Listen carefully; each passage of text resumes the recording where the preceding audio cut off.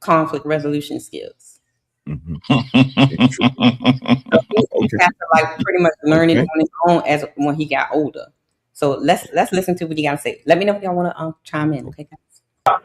So we didn't talk about the father and teaching Karmelo de-escalation skills or walking away or being a bigger person. He said we're not going to talk about Karmelo's father didn't teach him about the escalation skills and walking away. I definitely hear all of the stuff being said. You made a great point. But in order to do any of those three things, those just the three things that were mentioned so far, what do you gotta have? Words. You gotta have the words to be able to de-escalate. You gotta have the words to be able to, like, you gotta be able to have the words. Do these young people have the words? They can't read. Thank you, Uncle Rick. Do their parents have the words? Right, and I was about to say, do their parents? Right, like apples don't fall far from trees. Right, but here's the thing. Like, what I saw was nobody went and got an adult. They don't see y'all as adults. That's what I said Saturday. We're gonna get to that part. We're gonna get to that part. I'm sorry. I won't say it. We'll get to that part. We're gonna get to the part. Okay. All right, that's point number one. De-escalation skills was not taught. Okay, now let's listen. Look at Ali face. Ali like, I don't got time for you, sir. Here we go. You didn't address that. It was, he has the right to be there. I'm not buying that. Okay, hold on. You can't go on a monologue. Hey, no. Chirac, you can't keep going. Hey, Chirac, you can't go on monologue. Hey, fam, if we're going to debate, make a statement. Let me rebuttal it or agree with you, okay? Why didn't Austin Metcalf's father teach him to walk away? Now, why? The white man didn't teach his son not to walk away too. Now we going with why the parents ain't teach their kids what to do. Now watch his response was very interesting. Here we go. Huh? I can't hear you over the silence. Oh, my bad, that's a lag. What you say, bro? Oh, that's a lag. Why didn't Austin Metcalf's father teach him to walk away and not put his hands on people? Who to say he didn't? Shit. Got your ass. He put his hands on somebody, Chirac. Break no laws. The Austin Metcalf putting his hand on him, he assaulted him, he committed a crime. So Karmelo didn't commit no crimes being under somebody's tent, CEO. Right. So this is what Karmelo messed up at. Situational awareness, bro. Right? Yeah. He wasn't aware. Like, it's like he didn't. It's like, dude, you under this tent with these people. You have a knife in your bag. No one knows yet, right? Right? You got a weapon, right, bro? Leave. So let me ask go ahead, then I'm going. So should Rosa Parker got up out her seat? I don't know what happened with Rosa. Hey, look, this was crazy. Oh, shout out to CEO. That was crazy, CEO. I ain't gonna lie to you, bro. But he said he don't know what Rosa Parks. Hold on. What I'm saying is, go ahead, James. I only know what I was told and what I read in some books. I wasn't there. So as a matter of fact, I do not know. That is a fact. I do not know. I know what I was told and I know what I read. I do not know. Okay. You feel me? And if it's a point of should have got out of her seat, no. She had a free occupied seat. So no, she shouldn't have got out the seat. All right, here we go. I heard that was oh my God, yo. Actually, that was a thought-provoking question. Shout out to Nino. Shout out to Nino. Because on the surface, you would think that it's obvious, like if a person changed their course of action. But was it her actions that we really should be focusing on, or was it that straw that broke the camel's back? Like, I don't know if y'all ever lived in an all white town, predominantly white town. How you felt when you lived there? How you treat you when you lived there? I did. So, I don't know. This one is weird. I can answer that question. Come on, bro. I told y'all before. I stay in one of the whitest towns in the United States of America. Look it up. Rochester, Minnesota. Don't you know? Don't you know? Home of the world famous Mayo Clinic. Those people y'all worship, when they fucked up, they come here. Yeah.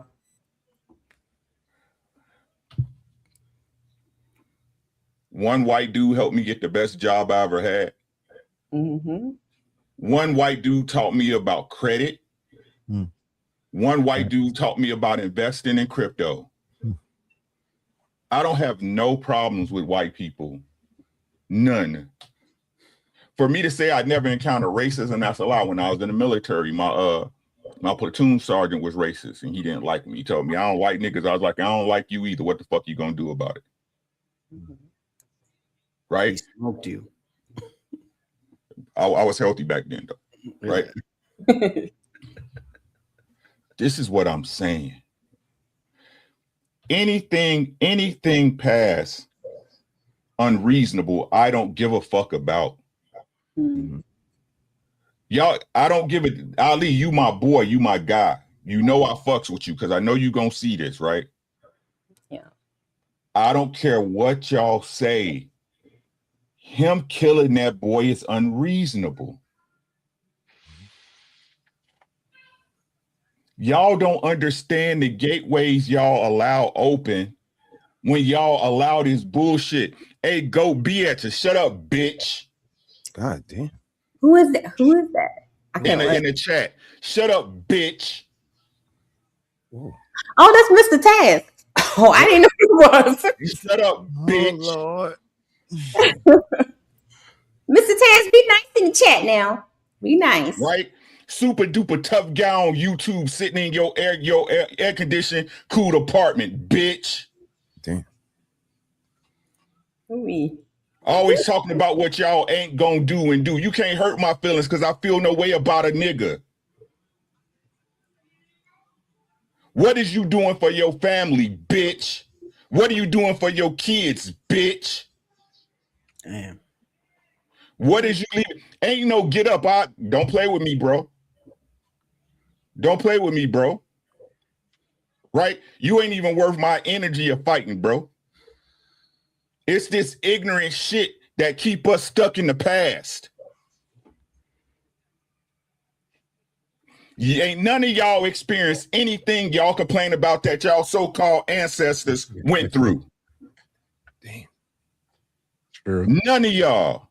True. But this is what you niggas do, is continue to use trauma and shit that don't apply to y'all as an excuse for you not to be a reasonable human being. For you to not move as an adult.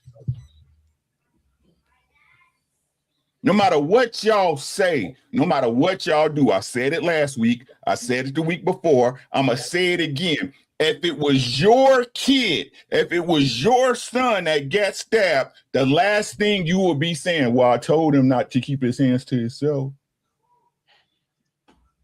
Yeah, that's what this clip is about. What we're teaching our kids.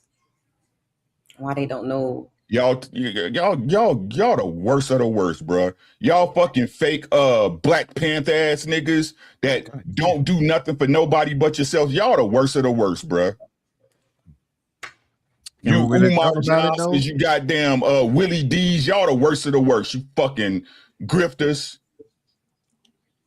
Yeah, can we really talk about that though for a second? Because there's a lot of people Hey, that say now one I want to talk about the content. First I want to talk about the content creators. Now y'all want to talk about make up your mind. Shut your bitch ass up, bitch ass nigga. Sitting on the internet talking about what you gonna do. You on the internet with me, bitch ass nigga.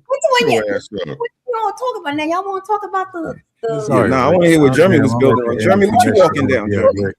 What you walking down, bro? Mess you up, Rick. I mean, look, go ahead, we got a lot of black folk that make money off of black folk. Correct. And don't do nothing about it. And we got a lot of black folk that use the anger of black people to try to intimidate white folk. Can we talk about it for real? Like a few seconds? Yeah. Well, see, go ahead. that was one of my questions to you. Yeah, we're gonna get there. We're gonna get there. I can wait for the question. Yeah, we're gonna get there. Put a pin in it. Put a pin in it. Man, I I was going to talk about bro. those types of things, but then Uncle Ricky started talking about the Yeah, we're gonna get there. That's Rick. the one type of black I can't stand. I ain't gonna lie to you. We need them, Rick. We need them. All right, let's go. Let's go. What we need them for? Are we doing this? Examples. You gotta have examples. You know what I mean? You gotta have examples. Okay. You got to. At the end of the day, you can't measure something without something. They say a new fool is born every day, bro. And when you use the word measure, Shiz, that's exactly why I brought up the point of the straw that broke the camel's back. Like, I hear what everybody's saying, and I heard Nino's question, but I'm thinking about Rose's mind. Like, that day, she was fed up that day. Maybe another day she would have moved, maybe Wednesday or third, but it was Friday. Like, she had a lot going on, and approaching that day might have been the wrong day. And that started a whole movement. So again, I'm not making excuses for anybody. I'm just saying, with that boy living in that town, in that climate, him being approached that day, maybe that wasn't the day for him. And like I said, when he weighed the scale and he ultimately decided, I'm going to do what I'm going to do and I'm going to jail, that's when I wash my hands of it, because we as men, we make choices. So when he made that choice to do what he did, he know it was on the other side of that. So I'm just asking, is it possible that sometimes just being fed up, sometimes the straw that break the camel's back is enough? Is that off or something different? Not at all. You're correct. So are we on the children still, or are we talking about content creators? Which one we know? We talking about decision making. He talking about decision making. Okay. All right. Yeah. Let's I'm gonna put this. These niggas, bro. I'm gonna put this question up, and I want y'all to think about it, because when I thought of this question, because not only in this situation, because I really want y'all to just focus on how the young people are moving, not just this case, but how young people are moving. They're quick to pick up a gun. They're quick to haul off and and do the most, right? They over words. They kill each other over Facebook posts. You know what I'm saying? So there's a bigger picture going on that I want to talk about, because this young man having the back and forth with Ali, he actually said some, even though Ali didn't agree with him, whatever, but he actually was kind of right. So let's finish that, and then we're gonna talk. Hey, I know. Listen, here we go. Don't give me that. When I was his age, I used to carry a knife to school, right? In New York, we used to fight, bro. I did not pull out that knife if we were throwing blows like that, man. Why can't you just answer the question? What was the question? CEO, what did you say when you were at you were saying at that age? Explain that part. How old were you when you were? You muted. You mute. I was 17 and I got robbed for about like 8 carats of diamonds, right? Mm-hmm. And I started to carry a knife around, at that age, at 17.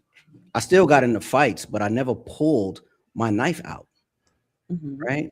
Because now it's not just assault, it's assault with a deadly weapon. You know what I mean? I was conscious enough and aware enough. If I pull that knife, I could be going in. Okay, say that again. You were what? 17. No, you were conscious. Go with that. Conscious enough to know if I pulled that knife, I'm going in. Going to jail, basically. Let's keep going. Hold that right there. I said, should Rosa Parks have got up out her seat? Everything that applies with this case applies to that. Should Rosa Parks have gotten out of her seat? Yeah. No, she got out of her seat. So why should he have left? And do you believe that Karmelo was in fear for his life? In fear of his life? Yes. No, I think he was in fear of the boy seriously harming him. Did they prevent him from leaving? No, no. We already talked about this. Why didn't? So no. Hey, Shirek. Why is all of y'all? Hey, Shirek, you a black man, yo. You black, right? Let me finish. Why? Hey, Shirek. Why didn't they just leave the black boy alone? It was raining. He got under the tent. He didn't come there to stab nobody. He didn't come there to hurt nobody. Does that not sound weird to you that a black kid went under a tent and all of a sudden they saying he's the aggressor? And while you left, Shirek, the Texas law says the aggressor is the one who becomes physical. No, it ain't no. Come on, you didn't even know. I responded. If the boy walked, why did they walk away from him? Yes or no, Ali? I said, did they prevent him from leaving? Yes or no? No, it didn't prevent him from leaving. No. So if he felt threatened, why didn't he go get some authorities? Answer that. Shouts out to Mr. He said. That's what you said earlier, right? Why didn't you go get somebody, right? Listen, I'm gonna say it again, right? No. Listen again. Sis, and not only why did they not go and get anybody? The adults there, they're not aware. They're not. What is those 4 boys walking over there for? Like, that just looks. And again, for me, it looks odd because when you see 4 black boys grouped up together with them damn Nike tech suits on, your antennas immediately go up. So why is these 6 boys, 4 boys, whatever it was, approaching this boy like nobody's aware? No, there's no consciousness. And that's why I said they didn't even see them as, they don't even see y'all as adults. Like y'all kids like them. They like go to them for what? They gonna do what? Right. Y'all just, it's different. It's different nowadays. Oh, something you just said, brother. Yeah, we're about to get to it. Here we go. Somebody, if he felt threatened or he felt like he needed help, why he didn't get no help? Because he wasn't taught that. He was taught times when you can get help and there's times when you don't got to get help. You never did. Okay, how many times have you called the cops when you in an altercation? I don't be in altercation no more, so I don't have to. But if I do, I'm calling the cops. Shit. Got your ass. That's why we got to teach our young black brothers, man. You don't call. Every altercation doesn't have to turn physical. We got to learn to be the bigger man sometimes, walk away. It's okay to protect yourself. But we got to Hey, Direct. It's crazy. You can't do that while I'm talking to you. You can't do it while I'm talking to you. You can ask that to me. It's crazy that you're more supportive of the kid walking away instead of addressing the fact that kid, when he pushed him, assaulted him. You don't address that. Once that kid pushed him, let me finish. Once that kid put his hands on him, he assaulted him. That's a crime. And instead of focus on the fact that kid put hands on him, you more worried about Karmelo walking away from a situation. That's what's crazy. So what's the right way to handle it? Okay, wait a minute, Uncle Ricky. Yeah, this is tricky. Let's walk it down first, Uncle Ricky. Can I walk it down, Uncle Ricky? Let's show. Okay. All right. So here's the thing, and brother, you kind of touched on it. Here's where I have a problem. CEO, you said he didn't have situational awareness, right? Right. My mic too low? Yeah. I hear you. I'm listening. And brother, you mentioned about they don't view our black boys as kids, right? And I just did a show a couple weeks ago on how our black boys are looked as grown even at the age of 10. So my question to you men and in the men in the chat, as black men, black fathers, should black parents give their sons a different conflict survival code because of the higher stakes? No, why? Let me play the niggas game. No, why? The law works for the niggas just like it work for black folks, just like it do for white people, right? The cops gonna treat you the same way they treat the white boys, right? No. What? Right. So again, so again, I'm asking the question: if things are so extreme, why are we not instructing our children in extreme cases? Why do our people not move extremely cautious in these things? Right. That's the question. So I don't understand how y'all keep saying it's racist, but y'all move around ignorant as fuck, thinking y'all nothing gonna happen to y'all. Right. Which lie y'all gonna tell today? Because that's all y'all do is fucking lie. Mm-hmm. Oh, he gonna get off. Don't tell me it's not fair when I just told y'all Breonna Taylor, a boyfriend, shot a cop and went home. Y'all keep moving past the point. Yes, he shouldn't have shoved him. We understand that. But what usually happens is fisticuffs. We fight. Right. See, that's the thing, Uncle Ricky. I'm trying so hard, and I know it's difficult because the Karmelo kid is the, like, you know, one of the biggest characters in this. I need y'all to talk from the point of not Karmelo, but how the kids are today. Can y'all say that? Because I remember my dad used to have conversations with my brothers, like when they were younger, telling them like, hey, you go out there and do such and such, they locking you away. So, and I'm not bailing you out. Like my dad would have those types of conversations. Yeah, but I'm wondering, like, are parents actually telling, like, hey, you may see so and so might get off, but because you're not gonna get off, you're not gonna get the same treatment. No, Red. I'm gonna go ahead and answer for you. No, they're not the same. Case in point, we got parents that come up to the school to want to fight the teacher because the teacher said something to the kid. We got parents that go and they literally chaperone a fight, and if their kid lose, then they jump in the fight to beat up the kid that beat up their kid. No, it's not the same. What we talking that the parents are not the same. Therefore, the kids are not going to be the same. We got kids raising kids, man. We got people who didn't want kids raising kids. We got people that are not responsible raising kids. We got people that don't even care about themselves raising kids. And then we expect for the kids to be emotionally stable. What are we talking about? No, they not the same. They are not the kids of Uncle Rick's generation, brother. He says generation, my generation. Right. I knew my mama loved me. She might not love what I did, but I know she loved me. Can they say the same? That's the problem. So if we know this, I mean, shouts out to my brothers up here. I mean, we know this. So everybody else don't know that? Is it because everybody else is acting like they dumb? They don't know what's going on. So like I said before, as I said before, we keep talking about that these things happening in the community, in our culture, are the loud minority. They are not. Right. Okay. They're loud because it's a bunch of them. Okay. Y'all don't, not y'all, right? But our people don't want to admit that, right? Because then you have to look at yourself. I keep trying to say, everybody try to play. I like to explain it like this. I'm a black sheep. I'm a loner, right? My brother's up here. Whenever he called a checkup on me, who Rick with, Sean? You be by yourself. Right? I had to take inventory of my life, that dealing with certain people, even though they were my family and I loved them and I grew up with them, were toxic. Right? That's why I preach to all my young men that I mentor. You have to learn to embrace solitude. You have to, because even though people say they think about you and they love you, they don't understand shit the way you understand it. They not, your journey is yours. Right. Yeah, that's true. Right? I'm tired of us keep having these conversations like the people who married for 20 years, right? Like the people who established something for their family, like, oh, it's a lot of them in the black community. No, it's not. No, it's not. And then we don't even go into the minutia of it, right? How many households are not really structured the way they're supposed to be, right? We don't go into the minutia of that.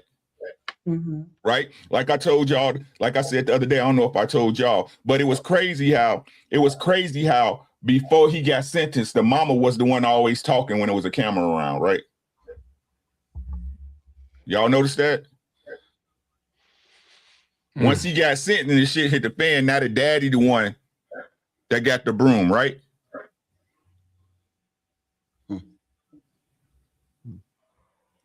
Right? Yeah, that's facts. Yeah, yes, sir. Y'all don't want to acknowledge the problem. Again, the exceptional exceptions. That's the black culture. It's never me. It's never nobody on the panel, Genius. Never. It's never us. Sean, if y'all go, I tell y'all about every mistake I made. I fucked up. I fucked up. But what does it matter when you can't admit you fucking up? Right. What change does that ensue? And then you got these goofy motherfuckers coming, egging you on just like these hoes. Oh, girl, even though you 400 pounds, you sexy as fuck. You a 10. You are beautiful. No matter what you say. Where do y'all think that come from? Where do y'all think it just came up out the blue out of nowhere? Not my baby. Thanks. There it is. Not my baby. Even though y'all was you was 22 and he was 14 and y'all was smoking weed together.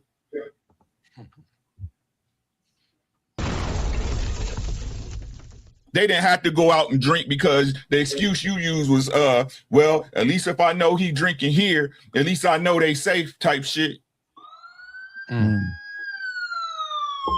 But I guess that's just me though. I guess I'm the only one who did that, right? Like I'm the only one who fucked a fat bitch at 3 a.m. because I wanted some pussy at the club, right? Jesus. Where is we going right? Do you know you're a little whore? I cannot, Uncle Ricky. I'm just keeping it thorough with y'all. Y'all say y'all want the truth, but y'all don't really. Facts. You don't. Y'all the bitches y'all complain about. Oh Lord. They doing all this, that pointing shit. And what I tell you, she is, this is my saying, right? If you ever hear somebody say this, they got it from me. That's why I point like this. I make sure all my shit straight before I even say anything. Before I even say something. Ain't gonna be none of this shit. I'll point at you like this. Because I done assessed and did what I'm supposed to do as a man to make sure I had a right to complain. So, Uncle Rick, let me ask you a question. Hold on 1 second. To everybody that's in the chat, like if you put like all caps and stuff in curse words and stuff like that, Stream Evidence will time you out, guys. So please do not do a whole lot of capital letters and stuff like that, and put in all that stuff in the chat because the bot will time you out. Okay, please be respectful. Thank you. Go ahead, Jeremy. So, Uncle Rick, let me ask you a question. Let's get to some actionable things, right? I think that's the spirit of this conversation. So, what can we do? So, let me ask you, where do you find your validation? Because you're stoic. So, where do you get your validation from? I'm not stoic. I'm not stoic. No, okay. I'm not. What are you, and how do you get your validation? What do you explain to me? Clarify to what you mean when you say validation. When I say validation, I mean your sense of self-worth, where you should be, the ability to maintain frame as a man. Your validation. What do you mean frame? Okay, so how you can have your point of view like you have right now, where it's like, I have dealt with my situation. I'm good with my situation. I've learned, and I'm not going to be swayed either left or right from what I got to do. But appreciate that for the clarification, because I just want to make sure we understand. No, we good. Right. If I was to use the word validation, right, I would say it's within my family structure. Right. It's within my family structure. Even though I come on here to talk to you, I really don't care what these people say. Right. I really don't. As a man, this is y'all too, right? Especially you, Batman, because I know you still have hope for this bullshit, right? But it's gonna come a time where it clicks, right? Where it clicks to every person, especially if you look at life or the things you want in life to be. I ain't gonna say positive or negative because things happen, right? But when you're looking to get your life to a certain piece. I got it. Yeah, I'm tracking. Right? You gonna realize the only real thing you can affect are the things that you can affect. Does that make sense? I don't want to go off into no dark hole tangent, right? Yeah. I can only control what I can control. I control the controllables, right? And what that means as a man, if I don't want the burden and have to deal with some shit that come down the line that I can prevent, I have to do my due diligence. Got it. Right? So everything, I hate to use this example, but it makes sense, and it's gonna make sense when I tell y'all. It's like Batman. You know how Batman have a contingency for his contingencies? Facts on that. Right? As a man, you have to learn to have contingencies for your contingencies, because even if you love them, listen to what I'm saying, fellas. I need y'all to listen. You love them. You believe they love you, right? If the shit ever goes bad, you're going to be the one who have to fix it. Thanks. Doesn't matter. The rest of the shit's not gonna. All those data boys, every single foundation you built, everything you did to make it right is not gonna matter. You're still gonna be the one to fix it. CEO, same question, man. Cause we're trying to give some actionable items, man. We're trying to give some people something to hold on to, and they can't read something that they ain't never seen. So how do you do that? Find validation in yourself. Find validation in myself. Mm-hmm. What's that thing that makes you stay on your square? It's routine for me. I like to build a routine to keep myself busy. And I try to stick to that, and then I hold myself accountable when I don't stick to it. Right? Like right now, I'm struggling to stay on my workout routine. So to supplement that, I just been eating healthier. Okay. Right? So it's like I didn't do 100 push-ups today, but I had salmon and salad. You feel me? So it's just like set goals, obtainable goals, like realistic goals, and just like stick to them. Try to do them. Try to get those done every day. And if you don't get it done, the punishment should be something to replenish what you missed. Okay. Mr. Yappin. I don't want to say your first name because I got this country slur and it's gonna sound wrong. So where do you find your validation? What's something that you can tell somebody that could be actionable?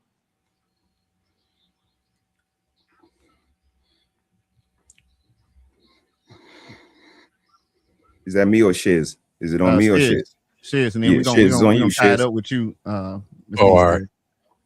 Me, I try to lead by example the best way I can, even though it's hard or whatever. Like I always try to lead by example. Like, going to work as much as I do is hard, but I have to. You know what I mean? Somebody has to take care of responsibilities. I try to show other people out here in the world, it's easy to sit on that lounge. I call that lounge outside on the streets corners like a lounge. It's like the easiest thing in the world. Like you could just sit out there, have fun all day. Is you joking all day. It's so easy, but the hardest thing is to walk away from anything that's easy. And I try to show examples of the hard work will pay off. It's just the example of it. Like, I try to show all the youngins around here, the little, other guys that's like my age that still act like kids a little bit. But, I just, try to show them example. Like, pick your head up. Like, yes, I was that person before. I was out there with y'all, just keep your head up and just keep striving. Like, I try to really use that as much as I can because a lot of us brothers out here is lost. So, if I could save one, I did my job. That's why I validate off of. If I could save one, and I'm good. Just one. And we're gonna wrap it up with brother. He said, and I'm gonna give it back to Reddy. It's her panel. We appreciate y'all. Make sure you hit a like for the algorithm, all that good stuff, and the gaming chair fund as well, because you need that chair. Your talk. Yeah, we need that. That's a fact. Chair with the great question, bro, and I appreciate all of y'all chiming in. For me, I'm gonna be real quick. It's integrity. What we've been talking about this whole time. That's what's kind of my motivating force. Integrity is doing the right thing when nobody's looking. Like, so I could do it when everybody's looking. That's performative. Everybody sound like they got integrity when everybody's looking, but that's why I talk about the mirror so much. It's always in all my answers because it's in everybody's bathroom. You know what's looking back at you. You know if you got integrity or not. You know if you a sellout or not. You know if you want whatever word, insert word here. And fellas, I just say weigh the scale. I weigh a scale. Just like you call when you about to buy the engagement ring, you call. What kind of demeanor she got? Wait. You about to buy something for her? Call. Well, how's she receiving me today? So I weigh the scale and, by all means, crash out. If the house is dirty and she don't listen and the kids ain't respectful, crash out, man. You probably get better in jail. You get some structure. You get three meals. You get a hot bed. You be good. You got to worry about some things, but But if you weigh that scale and it's a functional house and it's an honorable woman and it's integral kids and y'all trying, if they come out on the greater end of the scale, what you doing? What you really doing? Again, for me, it's mathematics. I might not be quick. If you can't fight, how the fuck you shooting somebody and going to jail? You gonna have to fight there. Facts. Eventually, I don't get it. You don't like authority, but you're going to go to jail. The COs tell you what to do. They partners and the warden and everybody tougher men than you tell you what to do. and that's, it's just, I don't know how these guys are looking at it and when they weigh the scale, how it's coming out. But my suggestion to you fellas is weigh the scale, man. And if it comes out that, you need to have freedom in order to do the things you want to do, you need to have integrity in order to do the things you want to do, then make the necessary changes. But if not, crash out. I don't care. I ain't got to go through jail. Got to have somebody in it, and it ain't going to be me. Dang. Mathematical on that one. That's true. Yeah, ain't lying though. Yeah, and to the question you asked with what are we about the sons? What was the question again? Can you pull it up? Which one? Should black parents? Well, it basically should black parents be teaching their sons a different type of survival because of how they're viewed in the community, right? Yeah, like different type of lessons. Because I'm listening to everything you guys say that to Jeremy's question. So was that taught, those things that you guys are saying, was that taught to you, or did you kind of develop those things yourself? Well, yeah. Well, let me speak on that real quick. I kind of had to develop it, right? Coming from Bed-Stuy, Brooklyn, right?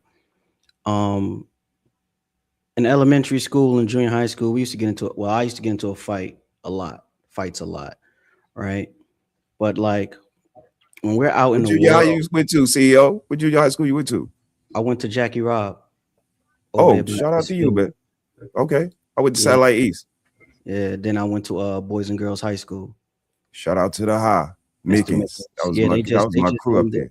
They just named Stuyvesant and Fulton after him, Mr. Mickens Way. Yeah, rest in peace, Mick. Rest in peace. Great guy. What I had to teach myself is flight till I had to fight. Right? Try to get away from the danger until you're losing ground, and then you have to fight. Right? Because even with that type of structure, right, the law is on my side because I tried to get away. And you taught yourself this. That wasn't a conversation that you had with your mom, your dad. My dad wasn't there, so just me, my mom, and my sisters. Mm-hmm. So I had to make sure I made it home, right? Mm-hmm. So it's like a self-defense case for Karmelo would have been weak because he had every opportunity to leave. Mm-hmm. You understand what I'm saying? That's why I go so hard saying he should have left, because he had multiple opportunities to leave. You know what I'm saying? Leave, right? You have a weapon, definitely leave, right? Just because you have a weapon don't mean you should use it in that moment. And now he's learning the hard way that he used that weapon because he had it, and now he got to go sit down. And like he said that those 17 years is not going to be easy. So my question is to, when you said that, what if he's one of the ones that was taught you don't back down for nothing? Like you better not be no punk. I was taught that as well, right?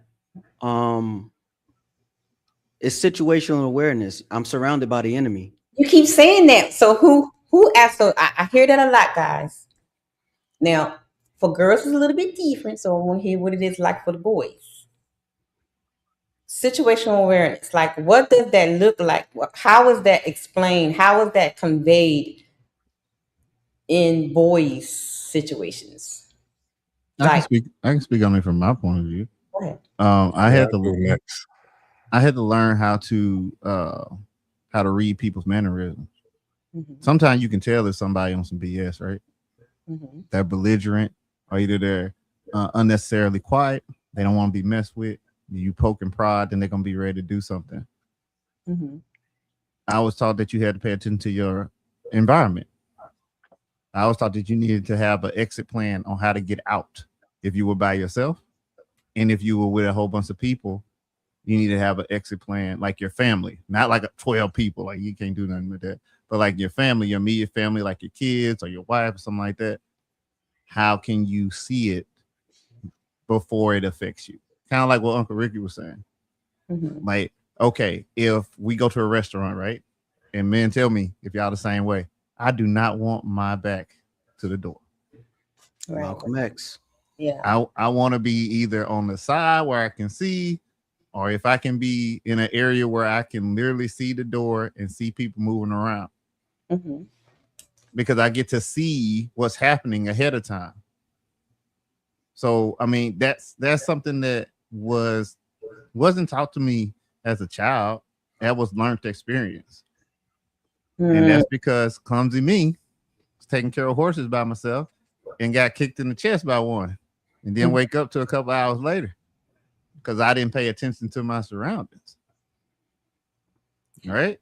Mm-hmm. So I had to learn real quick after that. If I'm going to be doing this by myself, I better start paying attention to what's going on, because the horse wasn't trying to do nothing to me. Mm-hmm. But I was in the wrong place. It didn't see me. It got spooked. So I had to learn, okay, I need to start paying attention. And then the military really drilled it into my head after that. Just being 100% honest with you. Like, I learned more about how to conduct myself as a man in the military. I was fortunate enough to have a drill sergeant named Smalls. He's a little short black man with a bald head. So, he had an issue.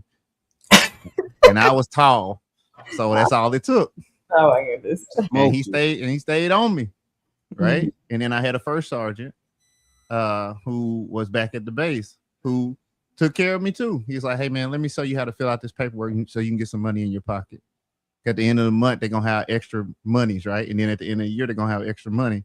They're gonna have you doing all type of crazy stuff, like pulling insulation out of the roof, but it's gonna be money. That's when I understand the value of keeping my bank account at a certain amount. And so this experience pretty much taught you these tools and things that you are, you know. But I didn't have a constant father figure, right? Okay. If we just gonna be 100%, like I didn't have that. Mm-hmm. So that's why I'm so, as Uncle Ricky said, jaded right now, because I get to do these things for my sons that were not done for me. They're already leagues ahead of me. And they're still, and they ain't hit double numbers yet. Mm-hmm. So that makes me feel good. That makes me feel like there is a chance for them. Because by the time they get to my age, man. Right. You know what I'm saying? So I'm proud of my boy. So yeah. What about you, Shizzy, before I have a question? Yeah, experience is the best thing. I was raised by my grandparents, and my grandfather, he was from the Air Force, whatever. So he had a lot of military ways. The only thing he always taught me was, don't be a punk, be a man, stand tall. Don't go nowhere if you feel uncomfortable. He gave me like tactical things where I didn't understood when he was telling me that until them situations came. Like he could tell me like 10 years old, be a man, stand. I'll be like, what? Like, what are you talking about? Like, you know what I mean? Like, couldn't understand it until them situations came. Then when the situations came, I guess subliminally, them things start fruitioning out. Like, oh, this is what he talking about. Like, all right, let me put my back against the wall, make sure nobody's around me, try to jump me, hit the biggest nigga. That's what he always say, hit the biggest nigga and flee.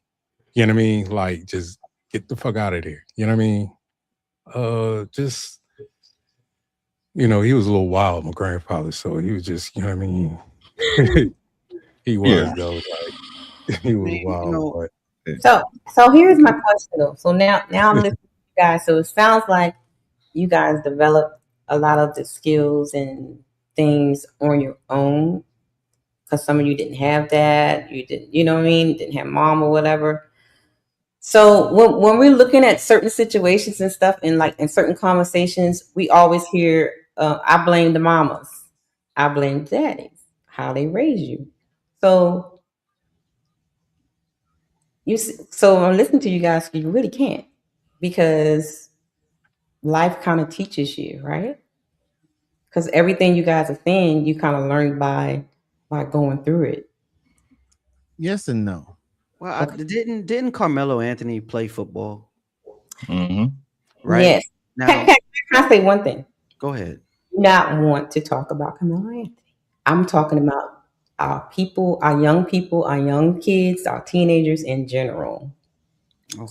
So try to kind of put your answer around excluding All right. So what I'm gonna walk that back, right? Okay. So take that, strike that from the record, right? Yeah. I had a lot of uncles, right? And in the 90s, uncles wanted to have fun and they got into some trouble. So I was able to be a fly on the wall and hear about the trouble they would get in. And I did my best to avoid all of that. Okay. Right. So yes, it requires life to happen, but like, are you taking in the necessary lessons? You see how Shiz said his grandfather told him things that he didn't understand until it happened? I don't Right. think a lot of these children nowadays, because they're so busy into the Steve Jobs, they're not really they're not going outside fighting over the skelly, right? They not, walking up to girls having to get rejected when you're trying to get their numbers and anything like that. These guys, they're not running to the store and dealing with whatever mess is going on at the bodega. They ordering DoorDash, is coming to their door. I think a lot of children now was being raised in an environment that's just a little bit too safe. I don't even think I could say too safe, but I guess too comfortable to where they don't really have to. Too cushy. Yeah, it's soft. It's marshmallowy, right? They don't really have to deal with adversity on an everyday in everyday life. So Like can I piggyback off of you when you said like they on their phone and stuff? So I mean, because I can pull up TikTok and we can scroll down on these young people just crashing out over the dumbest thing, right? Or just doing the most. And so I came up with a question, and it may not be worded right, but it's sort of kind of so: has social media made young men more reactive because of the fear of public embarrassment? Yeah, because the internet is forever. Yeah. Right. When I got beat up in 6th grade, right? The only people who knew I got beat up is the people who knew about it in school, talked about it the next day, and the people who was there. Right. So, but again, that leads into a value system again, right? What's your value system, right? How much does another person opinion of you causes your actions to change? Right. That's why I keep trying to tell you, I don't do what's right. I do what's correct. Right. Sometimes, listen to what I'm saying, and I'm not disagreeing. Sometimes the right thing ain't the right thing to do. Right. Sometimes. Can you give me an example of that? Yeah. The best example I like to use is when we talk about relationships when it comes to men and women, right? People say the right thing to do when a woman is acting weird or whatever, or she in her feelings, is to understand and get emotional with her, not emotional, but exhibit emotional intelligence, right? Okay. No. I'm going to do what's correct. I'm going to get cold on her. Okay. Right? Right and wrong, especially in this society we live in today, it's too open for interpretation. It's way too open for interpretation. Right? Sometimes you got to do the correct thing. Let me give you the best example that'll even make more sense than that, right? Okay. Because I'm a real person. I'm transparent. Again, if y'all was on my channel, you know this already. Me and my wife got a daughter. She's my stepdaughter who got an issue with drugs, right? She went out and made a baby, right? And then abandoned the baby. Right? She abandoned the baby. Now, my wife being who she is, right? Because again, remember, the reason I love my wife so much is because she's such a caring person. She loves to help everybody if she can, right? My wife was talking about taking the grandbaby on. I was like, no, let the daddy baby take, let the baby daddy family take. Family take it. Yeah. Okay. Right? Was it the right thing to do? Is what would everybody say was the right thing to do? Take on the baby. Yeah. Take the baby. Yeah. Right? No, the correct thing to do for us was to tell, hey, y'all take care of that baby. Right? We 50 something years, we're about to be 50 years old. We done raised our kids. Y'all still young, y'all got a family with y'all. This is my reason. I don't care what nobody else's reason was. Right? But now I can look back and hear with my wife and say I made the right decision at the time. Right. Okay. Somebody got to be the bad guy. I'll do it. That's what it means being a leader of your family, being a man. Every decision you make, she ain't gonna be comfortable with. Okay, I understand. I get it. So, Like the Joker. I'm thinking. Okay, let's talk about the Karmelo real quick. I ain't want to talk about it. I want to talk about it. So, in the clip that we just had with Ali and that young man, and I kind of was on the guy's side a little bit because, like, I heard when like CEO was saying like why didn't you just walk away, but then when I started like looking up other videos of other situations and stuff, they're like, you're not taught to walk away, because I've even heard people, family members say, you never run from a fight, you better fight, or if you see your cousin jumping, you better jump in too. So right, so you know what I mean. So it's like it's like mixed messaging here. You know what I mean? It's not. What's a fight? Everybody putting hands on each other. Right. When you fight, fellas, have you fought before, right? You nice with your hands or not? Absolutely, yeah. Right. Does that involve a weapon? Does a fair one involve a weapon? Not at all. No. Yeah. You see what I'm saying? Right. And I agree with that. But could it be that not just in this case, but a whole lot of cases, and I see these on the streets where these young boys don't know how to fight. All they know is to pick up a gun. What did we say? What did I tell you the other day? Right? I don't understand that, Sean. Right? Fighting for men. Every man should have an understanding that fighting is a life skill. I don't understand. Is that a failure part there? I'm sorry. Is that a failure part there on the part? Because they're not teaching the kids how to protect He's not doing his job as a father. Yeah. You got to do your job.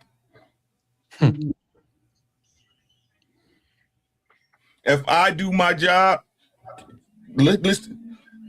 Right. Yeah. I keep trying to tell y'all keep, not y'all. I say y'all know how I talk, right? General, I know what you're saying. Right. No matter what y'all say, right? If there's a problem between two parties, you have to be able to assign blame. You have to, because if I'm wrong and you wrong, let's say I make the effort to fix whatever, right? But I'm not wrong, but you still doing the wrong thing. Is the problem fixed? No. No, not at all. Right? But that, again, everyone plays a part in blah, blah. Yeah, okay, fine. Yeah. But like I said, was it reasonable? Right. Like I said, we fight. It's a fight. Y'all watch boxing, right? Shout out to Floyd Mayweather, Bud Crawford. You know what I'm saying? Yeah. Right? It's a fight. It's fisticuffs. You live to fight another day. Y'all is not going to help me. Y'all is not going to reason away to the fact that this man, they had an altercation between the two of them, these young men, and he killed them. If he'd have punched the boy and he fell and bust his head, hey, shit happens. Y'all understand what I'm saying? Yeah. Right. Is that the case? Right. If was a fifth, we'd all be drunk. Mm-hmm. Y'all know what happened. Stop. So what do you say when people say? Because I hear this a lot of times. You can't dictate how I'm going to respond to you. You can't. Listen to what I'm saying. You can't. But don't play like it is what it is. Then. Okay. Right? Oh, he got 35 years. They lucky they didn't give him the DP then, right? Yeah. They're lucky they right. Don't sit up there and don't try to justify his consequence. Mm-hmm. And like I said, and what I'm saying is, and when it happens to your kid, I don't want to hear nothing. Right. The only reason people talk this way because it's not at their doorstep, sis. Mm-hmm. Right. Yeah. Because it's not their kid. Right. That's the only reason they talk the way they do. Imagine these niggas coming on like just imagine the live streams we see. If something like this happened to these niggas that's talking all this shit, kids. Hey man, all my kid did was push him. Right. All my kid did was ask him to move, and he killed my. Since I'm the one crying. Mm-hmm. Y'all hypocrites. Yeah. That's I'm not no hypocrite. I'm right. a lot of things. I'm not no hypocrite. Right. Right. That's the part when I want to talk about the circus that's on the internet, right? To me, it's like you're saying, nobody is looking at from the other person's shoes. It's because of their race. I don't think they're so focused on, because I think it's because it was a white boy, right? So they're not putting themselves in the place of the white parents, how they will see it. And this is what then those people that are sympathetic to how the father is feeling and the mother is feeling, the kid that was murdered, then those community people get called coons and this and that, because they're putting themselves in the shoes of the parent that lost their child. And like you said, I think that's hypocrisy right there. This is a crazy case. Yeah. Well, like I said, what do I know? Yeah. So we should walk this case down. Yeah, I don't want to. No, because like if you walk it down and really put it in layman terms on people, I guess some people start understanding. Like no, they not. No, they won't, because that's one of the things I want to talk about earlier on. Because what's happening is they are not looking at logic. They're not looking at it logically. Everybody is moving on. They just using this. They just using this poor kid. The whole thing is emotional. They just using this point kid basically. It doesn't they don't matter. even care about the case. It gives them an argument point of how they really feel. Right. Yeah, all right. I get it. All right. And this like one side, you're catering to the people that want to look good to the whites, right? They need their validation from the other side, so they're gonna, how y'all say bootlicking? Yeah, bootlicking, that kind of stuff. And then you got the other side that's like going. So to me, I think everybody just grifting at this point. I don't even think they really care about the case or anything. I don't even think they care about the either kid. I just think everybody's just using it for content. They're using it to make themselves look a certain way, in the public or whatever. Because I'm guarantee you, like Uncle Ricky said, behind closed doors, if it was at your door, would you still have the same thought process? No, don't nobody care about the kids, because they cared about the kids, they wouldn't even be trying to make it a race thing. Right. Exactly. Anybody that's talking about race right now don't give no shits about them kids. Any of them. The ones that saw it, that's gonna be traumatized. The one that died, the one that's going to jail. Y'all don't care about nobody. Y'all only care about your racist points, and black people too. Sorry. Yes, that's what we're talking about today. Yep. So let's get back to the parenting thingy real quick. So should conflict, situational awareness and conflict resolution, if it's not being in self-defense, what do y'all call it, fighting, what, learn how to fight instead of get them a gun, you know what I'm saying? If the kids are in school, right, and you see that, like, allegedly in the Metcalf household, they grew up in a very volatile household, and usually when volatile household, you end up being a very angry person and you like to beat on people. Okay, that's allegedly. Okay, allegedly. Um, and then you have on the other side, you have kids that, like we're saying, they're not being taught these things. They're seeing something totally different at home. They're being taught you better beat people, but you that kind of thing, by any means necessary.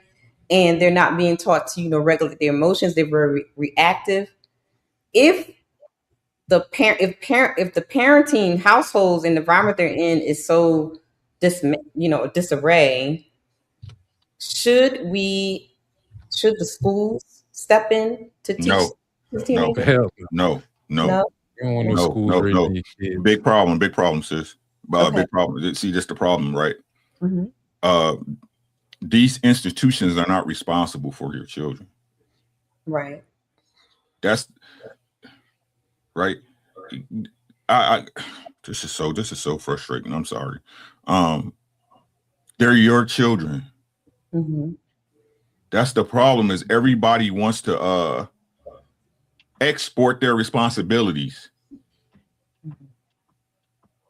Those are your kids. Like I said, they don't want to.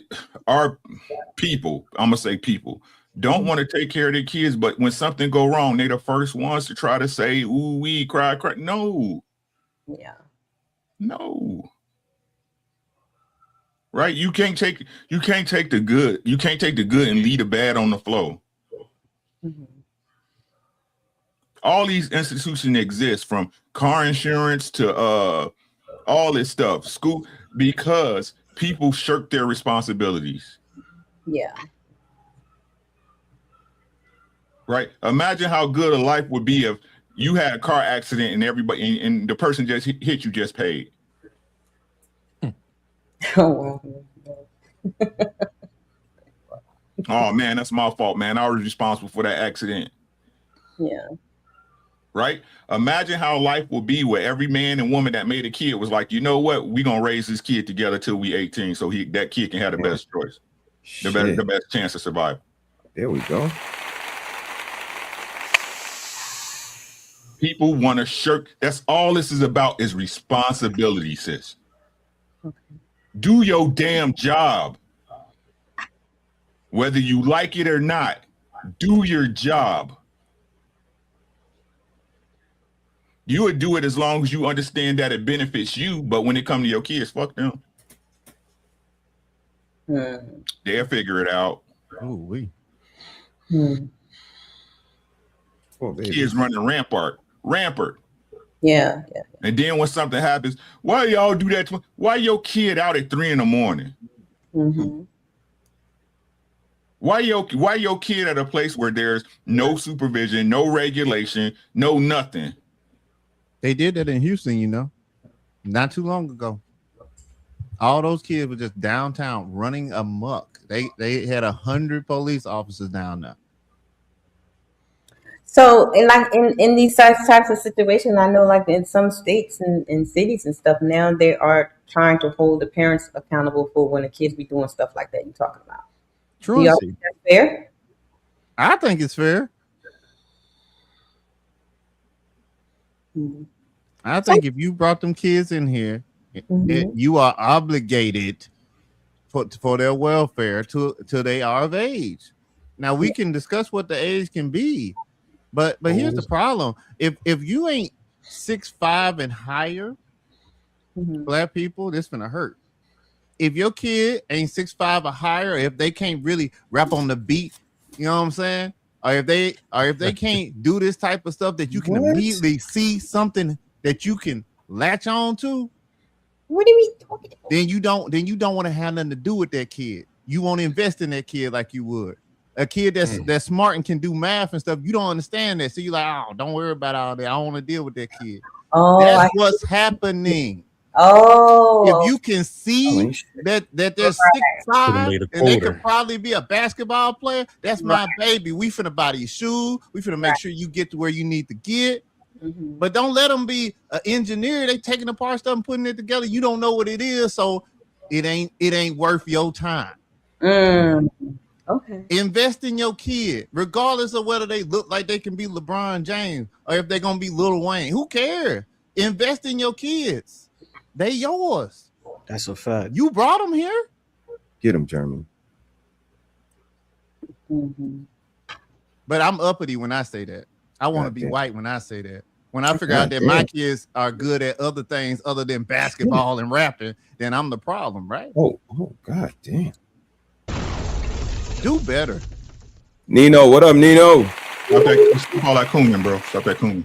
I mean, that's what I'm talking about. So it's like the cultural Stockholm Syndrome thing going. Okay. So it's like, did you get mad if a person is trying to like Batman was saying, but then you're mad if somebody wants to stay ratchet and ghetto and defend ratchet things? Can we like make up our minds? Like, which one are we doing? Are we celebrating excellence, black excellence, or are we celebrating the ratchetness? Yes. Make mine. That's what I'm Gotta be real. It's that fentanyl and then Percocets. These motherfuckers out here high as shit. What in the world? Like, it's the Cheetos. We gotta be honest, man. Like, this is the culture. I keep trying to tell y'all, these people are floating. It's the on red cloud eye, nine, not caring. It's the culture, bro. Caring. It's the culture. I keep trying to tell y'all this is the culture. You got look, you guys that think down the line, you gentlemen, right? That think down the line and plan and have a plan for your family, as y'all want to say, oh, be on the program. You're the minority. Most of these people are living by the seat of their pants. Whatever, like I said, it ain't what they do, it's not what they think. Remember, life just happened to them. Life just happened. They're just walking every day, willy-nilly. Life just happened. No input, NPCs. Ain't that what they call them? NPCs. God damn. Yeah. Like these kids going to their parents, asking for suggestions, what to do. They like, damn, hold on. Like, let me hit this. Let me get high real fast. Like they numb, like giving out these numb ass answers. And these kids is looking at that. That's why they crashing out. They doing the same thing their parents doing. Right. They out here high, tweaking out, and just it is what it is. Like Rick said earlier. Like what are we to do? Are we just supposed to sit by and just let all the churns around here in the neighborhood crash out, or are we supposed to just? Do you open your home to children? You see what I'm saying? No, because you got to deal with they fucked up parent.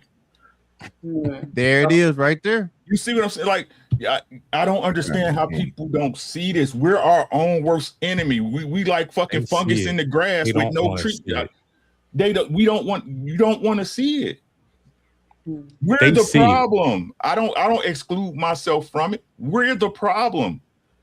Right? You gotta I'm sorry, shit. Go ahead, bro. My bad. I'm just going off you because it's just crazy because you got me in this thought process. Like it's just really weird out here. It's like, sad as fuck. I keep trying to tell y'all, if you walk it down, it's really sad. It's heartbreaking. It's really heartbreaking when you look at it. But as a man, I gotta be responsible. I got people up under me that I'm responsible for. I gotta protect them. Right. Right? I don't allow ignorant shit in my house. All that little goofy, what's the girl name? That Cardi B music and say that shit. No, hey, don't play that shit. I don't give a damn if my wife is doom scrolling. Hey, go past that shit. Cause I know women. Like, even if y'all don't understand that y'all getting programmed, y'all pick up programming just from hearing it a bunch of times. It's you got to be able to make a conscious decision within your mind and know, hey, they is trying to program me. Yes. Exactly. Right? So again, it starts with your home. And once you say, like I ain't gonna say now because we're more settled than we're ever been as far as financials, things like that, right? But when we was younger, like I said, we understand these kids didn't have, we saw them. We was little kids and was going through fucked up shit and nobody extended a hand to us. So as what my boy Genius said, right? As I got older, right? And Batman older, I did what I wanted to do. I did for kids that I wanted somebody to do for me. Right. That's the trick. Y'all, but like I said, nobody want to address this, right? Instead of using that to open your heart, your heart become hard. And then y'all, what the biggest issue is, one of the biggest issues we have is that they look at protection as selfishness, right? They protect themselves by being selfish. Right? That's not protection. That's not even solitude. That's insulating yourself. Right? So no one in the world, what I mean to say is that no one in the world exists but them and how they feel about shit. Everything else is secondary to that. It's survival mode on steroids.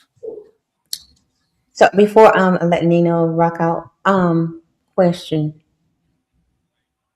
Like you said something like because they're not people turn the blind eye to it. So when I hear like, I hate saying the word, the cooning word. I hate saying that, but the other side, people want, the people like that.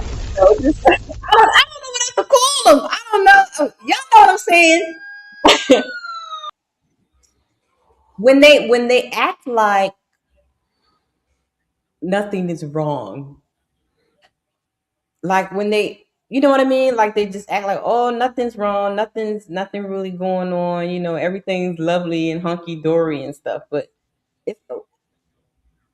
every time you turn on the TV or whatever, that's all you hear is everything that's wrong. How can people do that? Like I don't even know how to do that. Like to turn a blind eye to what you actually see just because you want to Because look you a got certain. integrity. Because it's not what they see.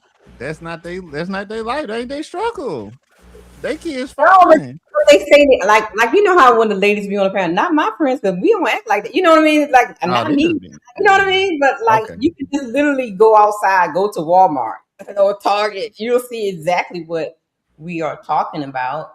But when you're having conversations with them, when they want to sound like they are above, or they want to sound like they have it all together, or Because they they want to like liars. they right, they Nobody has it don't together. see nothing. You know what I mean?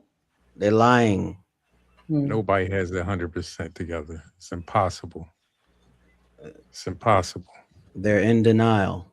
Elon Musk got issues and he's a trillionaire. Yeah. Right. Yeah.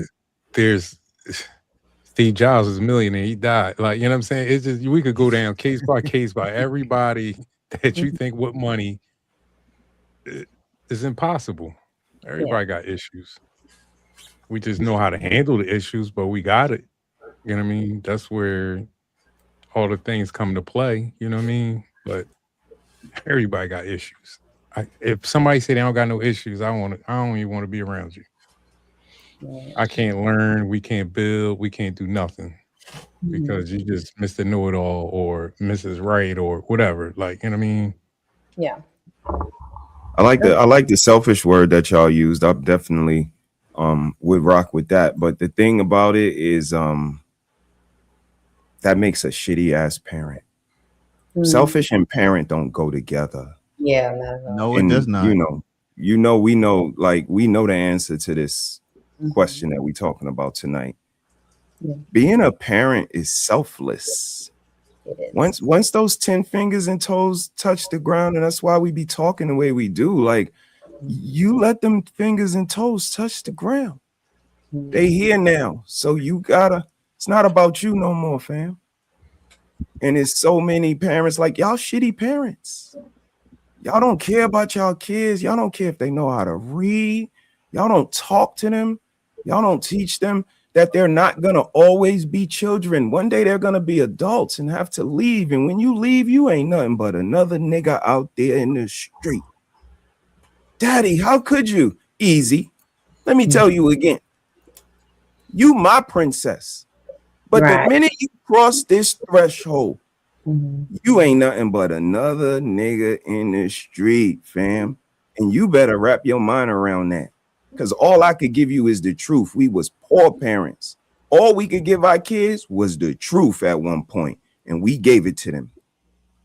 And to see, you know, somebody in the chat put, I'm trying to find it, but I can't. You know, both lost kids. Both those parents, they lost kids, y'all. Yeah. But I'm looking at it from a different angle. They lost kids. Was that necessary? Not at all. They give their kids the tools necessary to make it to the next day.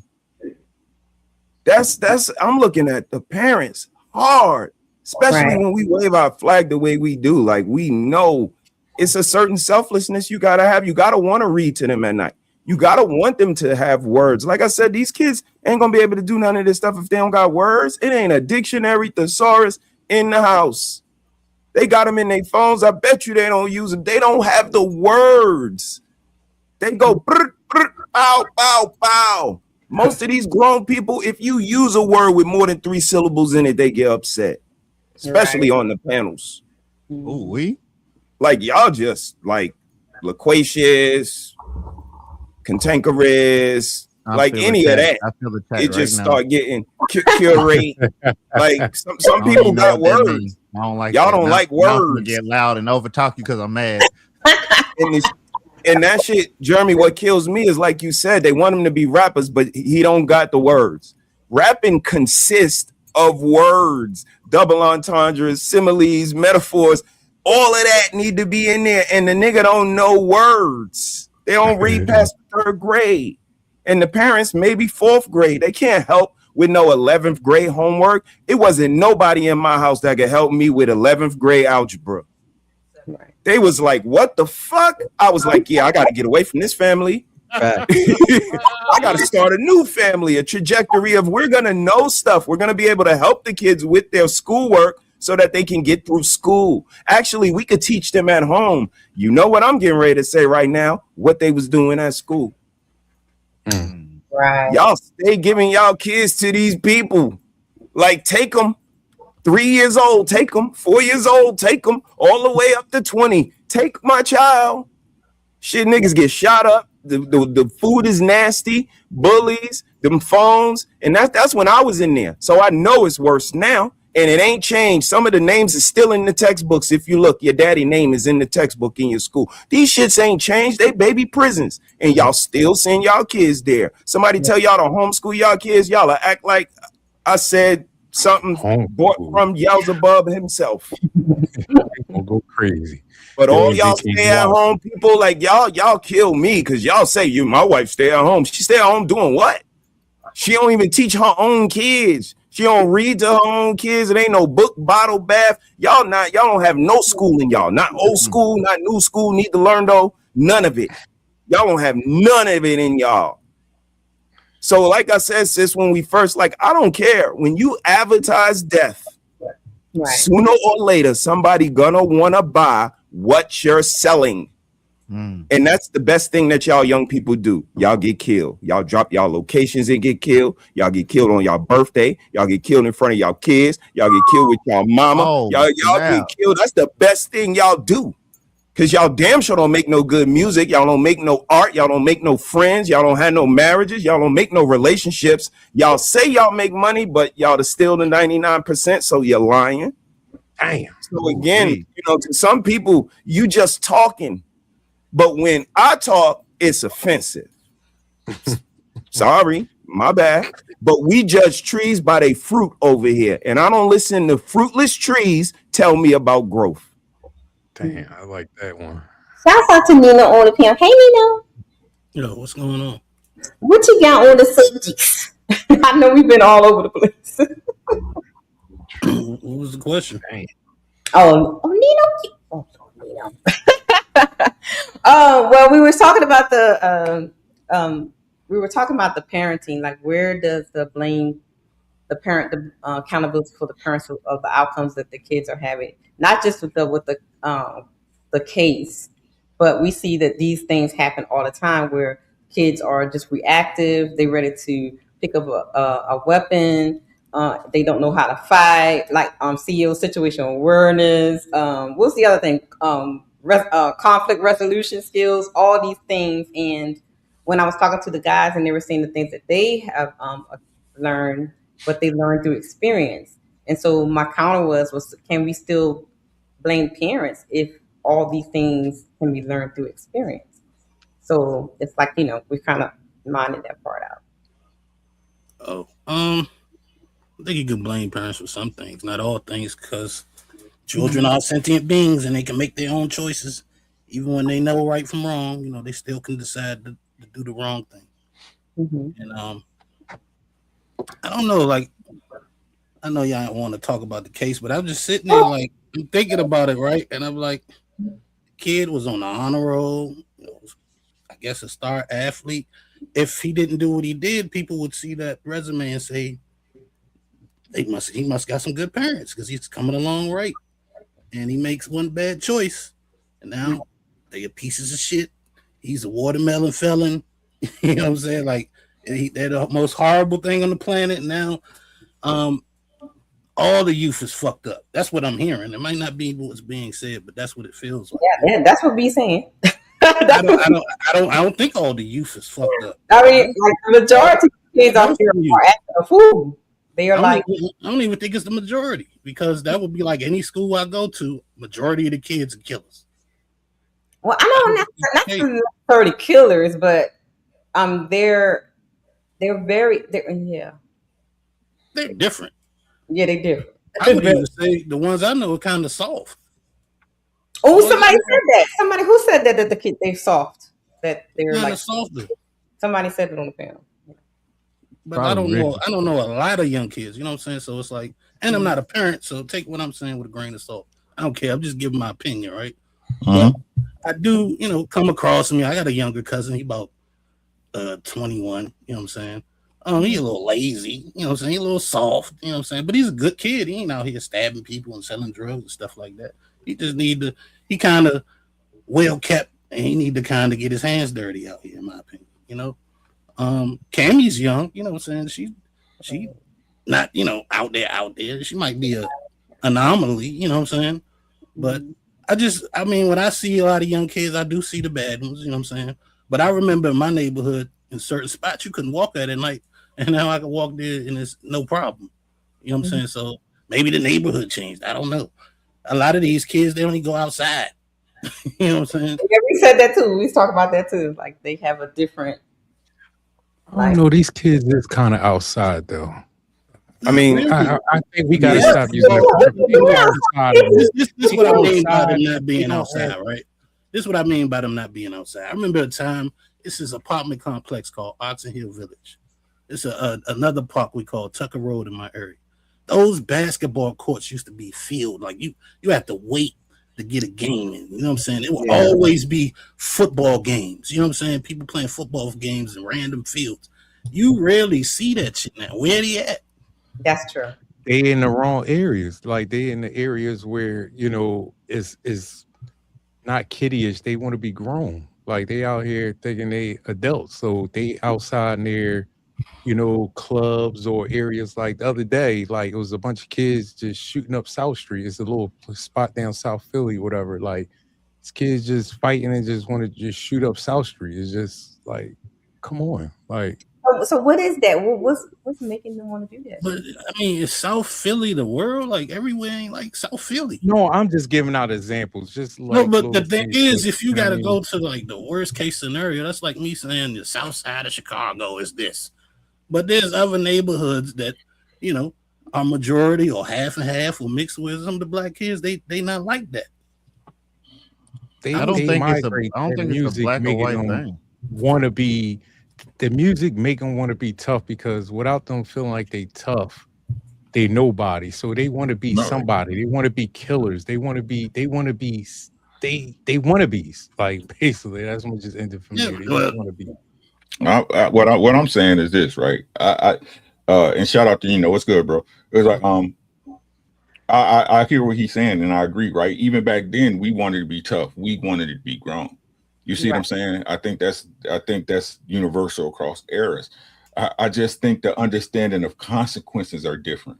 Right. Yeah, I can see that. Yeah, it's that.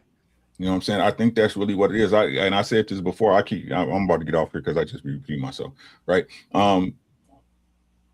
Again, they did certain things that, again, I'm Gen X, and if you Gen X, you know, we was latchkey kids. We were held responsible at an early age for not only yourself but your siblings, things of that nature. That house better be clean before your mama get home. You know what I'm saying? We had to cook for ourselves, stuff like that, right?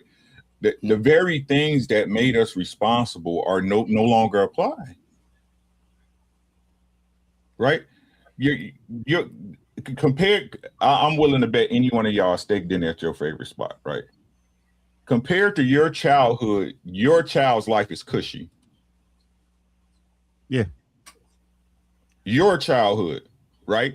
But nobody understands that childhood that you hated so much, right? The one you got problems with and traumas and stuff you had to overcome, either bury or deal with them, right? Whatever you had to do to get where you are now. Those are the things that made you the person you are today. You know that, right? Mm-hmm. Absolutely. And when your children don't have milestones, you know what I'm saying? They don't have those life events to teach them lessons, right? Even when you keep talking, right? That's what you said, Batman, or who said that? Hey, put your back to the corner, right? So don't nobody jump you, right? You don't realize it. You don't realize it till it happened. Mm-hmm. Right? What if those events never happen and you don't know, you don't have the information to deal with it in an adequate way? And not only that, right? You get outside forces telling you that the consequences aren't going to be that severe. When all of us know, if it comes down to it, right, it's going to play different than what you think, right? Always. So again, gentlemen, ladies, do your fucking job. Yep. Do it. Again, regard your children the way you regard your paycheck. No, regard your children the way you regard your social media, and them kids will be golden. How about that? Right? Yeah. So with that being said, I love y'all. Y'all have a great night. Stay safe. Okay. Peace, Hey, Rick. Red, did you figure that out? Did you figure that out yet? No, they can't hear certain. I tried it. Hey, I'm gonna call you tomorrow, okay? Okay. I'll call you tomorrow. Y'all be easy, man. Stay safe, y'all. Thank you. Yes, sir. But also, I was going to say what Ricky was saying. The institutions kind of got into kids' ears too. Don't listen to your parents, like, and I mean, like they took the disciplinary type of tactic away from us a little, not as much, and the kids are running with it. No, I agree with you, and that's why I got to do a little pushback with the actual schools try to do this type of like emotional regulation, because I don't know if we know this or not, but some of these kids are letting your kid come to school and be a cat. Right. Yeah. God damn. Yeah. A whole cat. They can be whatever they want to be. Yeah. Yeah, they could be whatever they want to be, and Halloween. No, like You for know- real, like they identify as a cat, bro. Whatever they identify as. Yeah. like if you discipline your child, not really hit them or whatever, like take away their phone or PlayStation, these Yeah. kids will go to these schools and tell them like, damn, my dad took my PlayStation and phone away because of homework. Oh, it's okay. Don't worry about the homework because that homework ain't going to really give you that job that you're going to be looking for when you get older. Like, what kind of shit is that to say? Yeah. Like, you know what I'm saying? Like, they saying things like this. Because you're never going to use it. I mean, you're not going to use it in real life, something like that. Are you So right? what I would- yes, but go ahead, bro. What I would speak to is the power of family and the power of improv. Y'all know what improv is, right? Improvisation, kind of like on the fly. And I think that's a skill that a lot of people lack. Y'all were talking about situational awareness earlier. I think my screen might have did something crazy. But situational awareness, improv, if they had that skill, They may be able to read the situation, read the room, govern themselves accordingly, and then kind of adjust the situation. But lack of improv don't give you the experience. Like families, that's what we do. What would you do if the bully had you up against your locker? Yo, give me your money. All right, go. And that's when the little person will get into action. Like that family gives you the room to do that. It shows you things might come up. You're going to have to adjust on the fly. And if you don't get that, sports is another thing. Like somebody alluded to, the young man was a football player. Like we don't get that. We don't keep that keenness. I've asked this question before, but that situational awareness, knowing where the offline is, knowing where the out of the bounds line is, like all of these things, we lose these things at some point. So, you know, once you put all of those things together, I just see a lack of confidence that comes from not being in these experiences, not going through the trial and error. And it's like Nino alluded to, we not as interactive. The kids are not as going out, you know, like we used to. It was a punishment to stay inside for us. Like inside, and I got to stay. Nah, I'm going back out. And it's like, you know, it's a little different for them. We made it a lot more easier and cushiony, like the fellas was saying, for them to be inside and be less interactive. But that could be a little more problematic because when they get in situations, they don't know how to handle them. Yeah, I agree.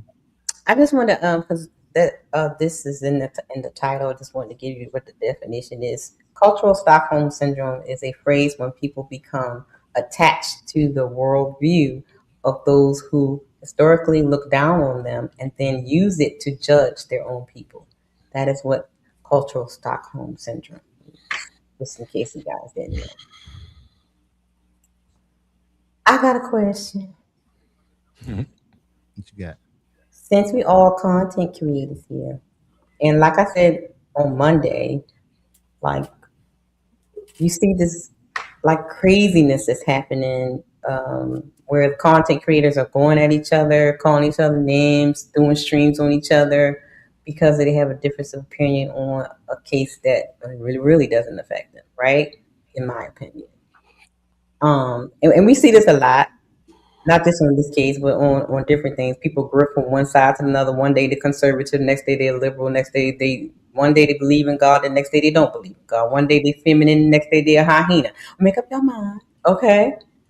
But in this case, as content creators up here, what do you think that what should the black community and content creators stop doing after cases like this? What should we stop doing? Because to me, all of this craziness and bickering and doing weird things and money, doing the streams and stuff for money and all that kind of stuff. And you don't, and sometimes, and you can tell when they're talking, they don't believe what the crap they're saying sometimes. Not just even in this case, but in several things, right? You know what I mean? Like Mr. Let Go was talking crash about MTR, but just last week he was talking the same thing about the women. You know what I mean? That boy was crazy. But in situations like this, I feel like you're feeding into what, people would expect you to do. Well, we know what they're going to do. Because after the verdict, they expected them to crash out. They expected them to do, the marches and do all the crazy things after the verdict and stuff. What should we do after cases like this when it doesn't go in the more popular favor? Sit down and have an educated conversation about the facts of the case, right? Why should we sit down and have facts talk about it? Why? Because a lot of people like to insert what they feel, and they like to insert I'm gonna use quotations, facts. When it comes to the court of law, it's not about facts, it's about a matter of evidence, right? You have to be able to prove what you're saying happened. You know what I'm saying? So the facts are, as of the recording of this episode, his defense was trash.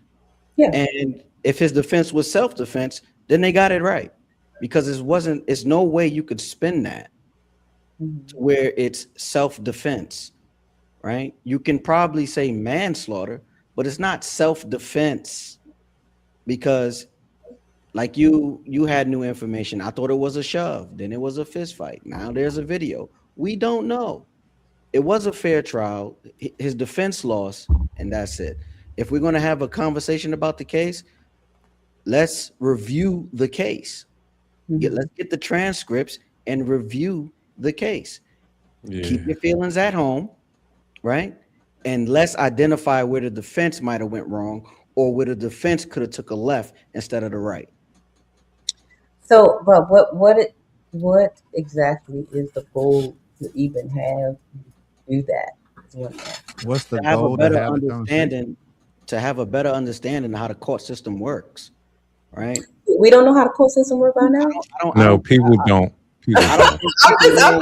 saying, like we don't know by now how it works. Nah, like I don't think No. people understand court outside of either family court or a traffic ticket, right? So did they? Wait, hold on, brother, hold on. In 2026, you trying to tell me that us peoples don't know how the court system work by now? No. Let me say They something. All these don't. college graduates. All these college They graduates. They Okay. don't. I'm gonna also say no too. I'm listening. I ain't judging. Look, I'm gonna Like say this. CO said, they don't know. CO I- like said it perfectly. People don't understand is not facts. People going, well, the facts is this, the facts is this. It's all about persuasion and how to persuade jury. How can you prove? Not the truth. How can you prove? So it's like a little gimme game in that whole law system. Like, you know what I mean? You gotta know how to finesse it. It's like them judges and lawyers and all that, they eat lunch together. They all friends. Right. It's like a battle of how can I get over on you? It's like a slick debate. Like, you know, you got to know the game a little bit. Like, they don't understand the game of it. They just want to hear the facts. Well, he shot him. He should be killed. Shouldn't you know what I that mean? be the conversation and not all this bickering and calling each other coons because they have a difference of opinions or whatnot? I mean, like, shouldn't that have stuck been on the the conversation? facts. I need to be right. The need to be right. I need to look good in the white people's eyes. Or I need to look good in the black community eyes. It's a Red, because mind you, this is when it comes to the YouTube space, this is the business of content creation, right? And then we have people who love to hear themselves talk, right? They just want to look good while they're saying something, right? They're just making the content, right? The content is trash, right? They're not having the real conversation. It's always I got you moment, or I'm gonna crash out over here, or I'm gonna make this person look bad, or I'm gonna sprinkle a little bit more of this race bait and stuff. We're not having the real conversations. We always, not we, but the people are always inserting what they feel, right? Instead of what's actually happening, right? Yeah, I can't play Monopoly with the trouble rules or the clue rules. I got to play the Monopoly rules. When we're in court, we have to go by the court rules. You understand what I'm saying? So bump all that how you feel. Let's talk about the facts of the case, not the facts of what happened, the facts of the case. When I say what happened, I mean the incident that led up to it going to court. You understand what I'm saying? Yeah, I get what you're saying. Yeah. That's why in court, no matter what, the defense is always the minority, right? Because they're gonna be talking perfect English using words that you don't understand, right? To put your ass in jail. That's correct. So, Nina, what you think? What should content creators in the black community stop doing after cases like this? I don't never want to tell nobody what they should stop doing. It's their channel. They pay their money. They can do what they want. I don't mind because it gives me a glimpse of their mind. You know what I'm saying? And a glimpse of how they think. You know what I'm saying? Or how they act. Because some people is just acting. You know what I'm saying? They don't really believe the shit they saying. And at least you know what they are. You know what I'm saying? So if they don't do it, now they in hiding and you're not aware. You know? Right. So that's just my take. I don't believe in telling people to stop doing. People gonna do what they want to do. They pay for YouTube and StreamYard just like I do. So. Mm-hmm. All right, Jeremy, what you think we should stop doing? I also don't believe that you should tell people what they can and can't put on YouTube if they have their own channel. I do think it becomes a bit advantageous when you don't vet people properly and then have them on a panel and expect for them to act correctly. Yeah. I think you should know what type of people you have, and I think you should be willing to do whatever you need to do to ensure that your channel is still going to be able to portray whatever that theme is, right? So if you have a channel where you let everybody talk and you have different points of views and it's there for like a Clash of the Titan type thing, then you need to get some different opposing viewpoints. But if you're actually like a law channel or a discussion based channel or blueprints to a man's thought type thing, you don't want to have too many wild emotional people on there because you're not going to be able to draw out the conversation, right? Because this panel in particular, if we're just going to use the one we own, we always tend to lead into the next subject that you already had lined up, but you catered it that way, right? Yeah. You don't have people that's acting out and going crazy, right?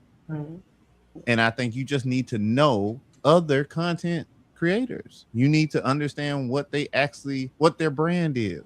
What did Frank Lucas say to the guy? I don't care what you call it, but if you cutting it, that's not blue magic. I stand behind that. Just like nobody know who the manager of General Mills is. I endorse that. And that's what you got to do with your own content. You got to endorse that. If it's blue magic, if it's blueprint to a man's thoughts, then I stand behind that. I endorse that. And trademark coming soon. Damn. Shizzy, you want to add something to what you have already said, or we'll give it to both? No, everybody's kind of breaking it down though. Like when Nino said, you really can't tell nobody what to do or not to do, and without those people, it won't have us to tell the other people that are watching, be careful and things like that, listen and be educated. Like I always say, you need these people, man. You need these people, and you need other people like us to correct it. Hold that right there, brother. You just walked right into my. I know you. I'm always walking in the sun. Go ahead, bro. Shout out to the fellas. I agree with the fellas. Nino as well. You can't tell them. They're gonna do it they're gonna go even harder. But take note. Take note to the way they move, to how fast they move, how all of those things are just things to put in your toolbox and cater your integrity, cater your journalism a little bit different. I mean, it's just those two words, that journalistic integrity, and that's why I'm not jacking it like Trent would say. Shout out to my bro. All this college that people went to, all this high school that they say they graduated from, like civil class, like just civil, what is it, social government, civil law, and then you get to college and you get, if you want to know, you would know. You got these little things in there. They got, if you want to know, you would know. I don't get the people that brag about being so smart and graduating from so much college, and seems like y'all ain't pay attention to nothing. Because again, the first year they give you pamphlets with all types of information, statistics, and how to find this and that. Like, that's the first year. That's like the first seminar when they say, look to the left, look to the right. And for everybody to say they went through all of that and graduated and they ain't retained shit, that's a damn shame. But let's break that down a little bit. So, brother, he said, you agree. Let's just swing back to the case really quick. So you agree that it was not a good strategy to use self-defense, right? No. Right. Okay. So this is why. No. Okay. So this is why a panel that breaks it down would make sense, because then we could talk about the other things that Texas actually has, like reckless manslaughter, right? That would have worked. Or sudden passion. That would have worked. That actually would have cut his years down by half. Or we could have went the imperfect self-defense, which people don't even know about. Right? It's not an actual law, but it's a strategy. All right. We also could have went for the character developmental one, seeing that he was only 17 years old when he did it. He probably could have got probation. What do they call it when they put the ankle on you? Yeah, he could have got probation and some guidance counseling for that one. So, they used the worst one possible. And that's let me ask you, Jeremy, why we need to talk about this? Yeah, because okay. Now here's my reasoning for this.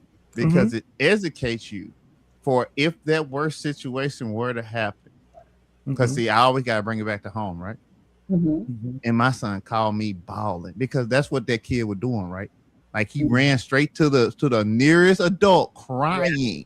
So my son called me and said, "Daddy, these X and X and whatever, they got all on me. And I took out that pocket knife that I done had since I was 9 years old because you gave it to me on my 9-year birthday." He 9, right? We tied it all back together. And I took it out and I hit him and I ran off. But when I looked at my knife, I had blood all on it. Dad, I don't know what I'm doing. If I had not had all that silver stuff, but let's say I followed Red and she had a panel, and I saw some brothers that I trusted because over the panel they have established they ain't there for no peacocking, right? Right. And they broke it down, and they also broke down how it's better to get an actual lawyer that's in the city that's actually good at that than to go out and get an activist or somebody that's from another town and bring them into a small town. If we had those type of conversations, then maybe, just maybe, I wouldn't have went for an activist. Maybe when I heard that they were going to use that defense, I would have said, that's bull. We're not using that one. Find something else. When my lawyer, who's supposed to be on my side, comes to me with a sweetheart deal, and it's not really a sweetheart deal for me, but for him, then I can reject that because I was actually able to gather some information from a panel of people I don't necessarily know, but I trust. Because of that branding. I endorse it. I stand behind it. I got you. Did the lawyers came to them or they choose the lawyers? I think he had a public defender, so it's nature. The activist guy was the first person that was involved with them, like when it first happened and stuff like that. The judge appointed that lawyer to them. So at that point, nobody wanted to like help step up. Like everybody just want to be a part of this little situation. Not a little situation. I don't mean to say that, but I'm just saying in this situation. Right. And they heard black and white and they got excited. Activate their pockets or activate them phone calls or activate and reach out to all the activist friends, all the Big Willie friends, and provided a good lawyer for this kid. Did that's what y'all telling me? We about to go down the rabbit hole. We're not doing it. We're not doing it. Check this out. out. We're not telling you that. We're not doing it. Going down the rabbit hole. How many people on the panel saw the Samuel L. Jackson and Matthew McConaughey movie A Time to Kill? Time to Kill, yep. That's what I was trying to get to, and it was another movie too. Now, let's focus on A Time to Kill for a quick second. Just flare. Right? It's a black and white thing, and he did the important thing when the NAACP tried to push they out of town lawyers. He stuck with the white guy that was from the town, and he said, "You're one of them. I need you to convince them, right, that I wasn't in my right mind, right? Because he wasn't. Egregious stuff happened to his daughter, right?" And he beat the case, right? Even though they tried to suppress certain details, which led up to him doing that, right? The fact that those details got out to the jury in court, right? He was able to win the case. You feel what I'm saying? And he shot them in cold blood. Sometimes that works, and sometimes it doesn't. Right. But let's wrap it into reality, because somebody said that these defensive lawyers and the prosecutors, they have lunch together, right? Yeah, they all know each other. So wouldn't it make more sense to where if you could convince the person who is supporting you that you're not guilty while they're sitting down at lunch having this chili they done had for the third time? That would be a good thing if that lawyer was actually on your side. Right. So you only got to win one person over versus everybody. Right. So in this case, it wasn't no friends in the industry. It wasn't no friends. Everybody was like, "No, we about to ring you because you killed one of my friends' son." It's Texas. Exactly. Y'all gotta think about this too, right? Metcalf, I believe he was a football player as well, right? Crazy. Linebacker. Why would right? you do that? You know what's important in Texas? Football. Right? Football is God. Right? Check this out. Football, right? He was, I guess, one of their all-stars or whatever. What the college got now? Right. NHL deals. Hey, look, they be betting on the football on the high school football games. Baby. Right. Look. So not only did you take life, lost their money, baby. They mad. You took their money train away. You feel what I'm saying? You trying to steal from Frank Lucas, right? So you're gonna have to go sit down, especially if you're talking about self-defense. Right. Go sit down, brother. That's what it is. You got to give us something so that we can make him a martyr. And doing that, don't get that. But if we say it was in a passing of a moment and he went insane for a little while, and you made it seem as like somebody already said, it's not about the truth. It's about how you paint the picture, man. Mm-hmm. Exactly. You got to give them something. Mm-hmm. And I think that's what the whole thing was missed. And I think that's what we're missing on these panels too. Like everybody is so gung-ho about it's racist, white, black, all of that. No. It was bigger than that. It's bigger than rap. Right. He already broke it down just a little bit. Brother, he been breaking it down. And what we talking about? So I did a clip with Ali and that boy again. Can we review it before I let y'all go? Because I think it's very interesting because it goes into the first part I was talking about. Because this case has brought out again the cultural Stockholm Syndrome in our community. Got a question. Do you think, well, I'll say it like this, why do some Black people show more compassion for the other races outside their community? Why do Black people show more compassion and understanding and for other races outside of their community? What y'all think?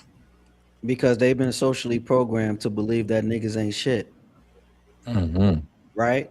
It don't matter that young boy was a good student, an athlete himself.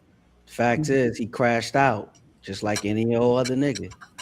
You feel me? So they've been already programmed that he's the bad guy. So that's what I think.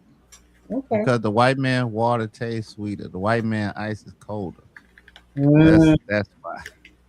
They glass got the frost on it. They got the frosted glass. You know, they smell like lemons when it rains. That type stuff. You know, sis? I don't know that I'm not programmed that way. I thought, especially when I first heard about it, I thought it was unfortunate for both people involved. You know what I'm saying? Mm-hmm. But I don't do that. I don't agree with that. I don't agree with being sympathetic for a different race than your own. You know what I'm saying? I think, my loyalty resides with the people that I look like, just like everybody else's. I mean, because in my opinion, I think if the thing was flipped, he would be doing 35 years. Nobody would be talking about how bad. I mean, maybe some people would, but I think the people that's on this boy neck right now would be on the boy's bullying neck. Why are they messing with people? Da da da da da. And the other side would be like that. So I don't know, man. I don't know why things are the way they are. I wish you could change it. I don't know why. I get tired of seeing videos of them fucking with people, man. Yes. Right. Yes. belong here. You know what I'm saying? And then we got this same situation, and he reacted the way he did, wrong as it was. That's all we want to focus on, and they neglect the fact that this is another situation of some white folks with no authority telling a black person they don't belong here. Correct. Y'all don't think the judge was already sympathetic by allowing bail? No, I think that's a procedure. The court works a certain way. Like I hear what you're saying, right? But I think sometimes we neglect to understand that the justice system is not perfect. Didn't that judge have to go into hiding though? Oh no! It gets better, baby. Ooh, shouts out to him. He retired. Ooh. He retired, huh?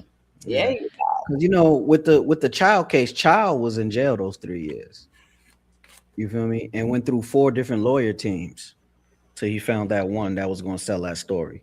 You know what I'm saying? I was trying to get at with this case, like when you got to get a different lawyer, maybe he would have got less of years, and that lawyer would have did what Jeremy said: go for this, don't go for self-defense, go for this. You know what I mean? Go for psychotic, like you had a psychotic break. You're a good student, we could sell this. You know what I mean? You're a good student, you just didn't know how to handle yourself. You just had a psychotic break. Didn't that boy use it all the time? Wait a minute. Didn't he literally save somebody else's life? He did. A baby when he was younger. So I mean, it could have been worked so differently, right? And that's why I feel the conversation should be had, because we can be mad all day. Okay, did he kill somebody? Yes. Okay, he did. All right. Now, whether we can say that was an act of passion, self-defense, or whatever, we know that one thing for certain and 2 things for sure. The thing that's for certain is that a young man has also died. 2 things for sure is that it wasn't handled right and it could have been handled better. I'm not saying that he shouldn't be held accountable, right? Right. You took somebody's life. But at the same time, just like what everybody has said on this panel, representation, knowing what you need to do, right? Brother, he say it all the time about money. You got to know what to do with it. That's why when I get my money, I'm coming to him. Can I ask a question? Right? Go ahead. It was kind of like 2 questions. Didn't they raise money for him, like when the incident first happened? Yeah. That's how they was able to bail him out? No. So the money They did. They took the money. They took the money. They withheld. See, that's another thing. Like when Uncle Ricky said that, I was like, and that's why I was like, I'm not going down the rabbit hole. They did not get that money. Oh, okay. The money was there, but they never received it yet. Before they received it, they took it. Yep. Yeah, because I'm thinking maybe they couldn't afford to get a lawyer because they had to pay so much money. That's what I thought. Exactly. That's why they be buying Cadillacs and new houses. Yeah. No. That's the narrative that the internet spun. They did not. Okay. Because they did not get that money. Yeah, if you going to jail, especially for that case with a public defender, man, it's a wrap. Yeah. When I heard he had a public defender, I was like, yeah, he done. And that's why I asked that question in the beginning. Like, are people mad about the evidence, or they mad about what's being spun in the internet, in the YouTube streets and stuff? Because the evidence and things being spun in the YouTube streets, and then you got things that people know that stuff or whatever, and then it's a lot of. I think people are acting off of emotions and not logic or evidence or information that they may have or whatever. So I think that's why it's like this big, hoopla or whatever. But I got this clip, and I want y'all to react to this clip, okay? Because Ali and this young man went at it again. He came on the panel the first time, and him and Ali was talking about, the parenting thing, but he brought something up, and it has something to do with the Cultural Stockholm Syndrome. Let's listen to that, and then I'm gonna let y'all go. We just told y'all, and you just won't accept it. Just like y'all didn't want to accept his context that he gave of why he said what he said. So why if we were so disingenuous? He felt like y'all couldn't get what Andrew was trying to explain to y'all. So like I said, he felt like y'all. So let's get a little bit of context. So this is the beginning of the show when the guy came up, and because Ali was talking about how what's that book? Myron and Andrew was acting on what was the super panel, you know, when they did the crash out thing, right? So this young guy, he came up twice and started to go at Ali for his opinion on what happened. So just to give y'all some context on it. We just told y'all, and you just won't accept it. Just like y'all didn't want to accept his context that he gave of why he said what he said. So why if we were so disingenuous? He felt like y'all couldn't get what Andrew was trying to explain to y'all. Mm-hmm. So like I said, he felt like y'all was being unreasonable. And black people tend to have that unreasonable attitude. Like they already got this narrative. It's Chirac, you still going, Chirac, you did it again. You're comparing why do you like me and Fatty? Because we're reasonable or unreasonable?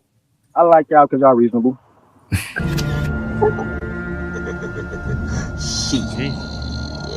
Got your ass. You see what? So because you like Myron, because Myron demonstrated the type of behaviors that you do like, or that he has more clout than us, you claim that we were being unreasonable when we were having a civil conversation with Andrew, where Andrew didn't act nowhere near like Myron did. He was having a civil conversation, but Myron decided to come on the panel to look good to a white man and to the people who like black people being disrespected, and he disrespected. Let me land, please. If you're asking black people to be respectful and have a civil discourse, just because you don't agree with them doesn't mean you become unreasonable. He tried to use the fact the channel supremacy or contents creator supremacy instead of having the conversation, because we are known to have the conversation. We don't do this with nobody. The only time people get kicked off our channels or where they no longer can come to our channels is when they're being unreasonable. There's nothing wrong with disagreeing, especially when people can be reasonable. Okay, that's fair. That's fair to say. I ain't got no argument, no pushback with you, right, brother. Then we cool, man. If that's your only pushback, you have to concede to the fact that Myron disrespected the entire panel. Andrew didn't. A white man was able to have a conversation with black people. Myron wasn't, and he's black. Myron let me finish. Myron's family is Sudanese. He's Sudanese. He's a foreigner, or he's a first generation foreigner, and he disrespected a foreigner that was on our show as well too. So it would mean he would disrespect his parents as well too. He disrespected everybody he claims to not be, but he demonstrated the nigga behavior that he's against. That right there. Questions, comments, and concerns. I don't think nobody could have said it better. And, you know, Alkin Ali, sometimes he get it right. When he get it right, he get it real right. And this one of the times where he got it real right, in my opinion. The way he was able to tie that up and make it make sense. Mm-hmm. I mean, even to Bravo's credit, like he was stuck. The filibuster worked. Mm-hmm. Right? Because that's Ali's style. He filibusters, right? But this filibuster was solid because it did bring some very straightforward facts that you cannot dispute. Now, did he know that he was from Sudan? Probably not. I mean, who, him? Yeah, I mean, not him, but Myron. Did he know that? Did he know that Myron from Fresh and Fit was actually from Sudan? Did he know that? The guy on the screen, right?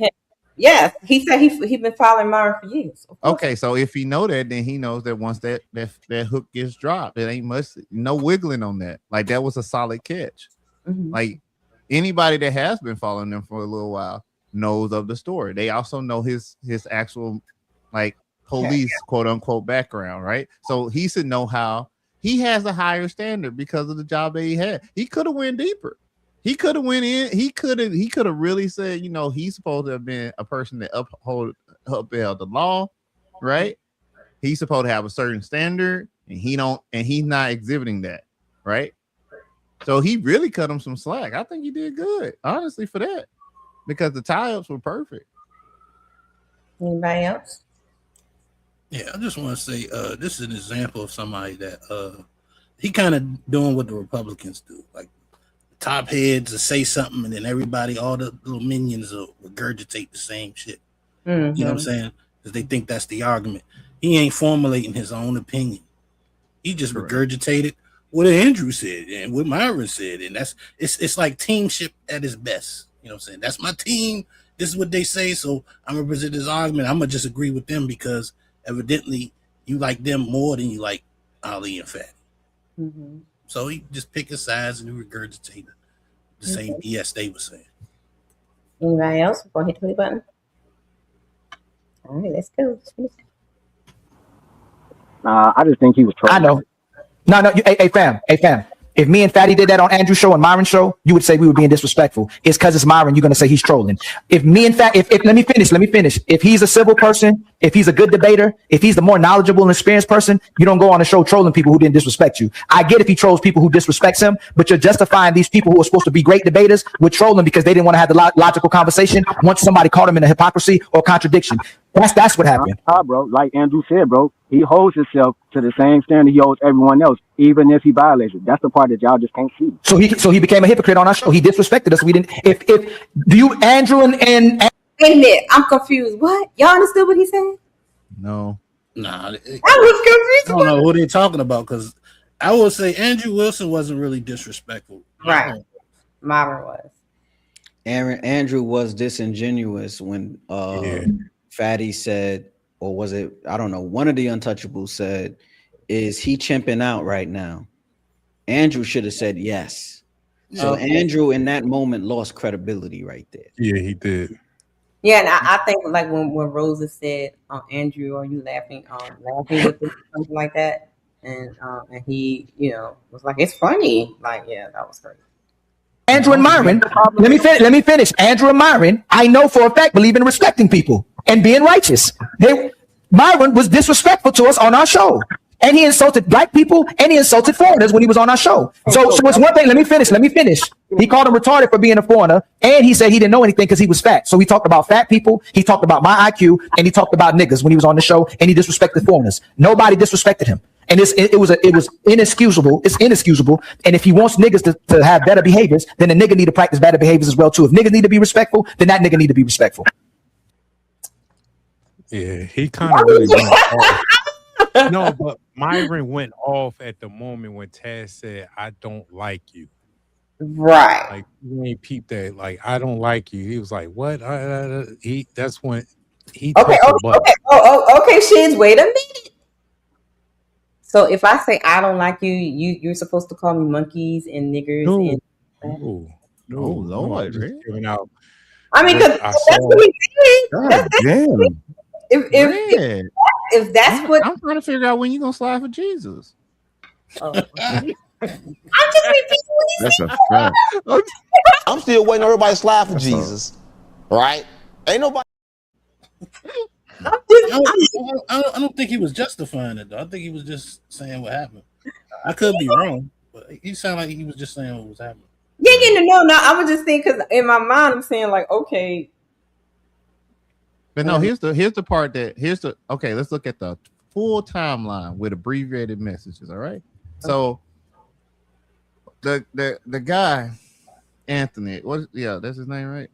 Whatever. Andrew. Yeah, Andrew. Hey, Andrew. Because we know you're gonna watch.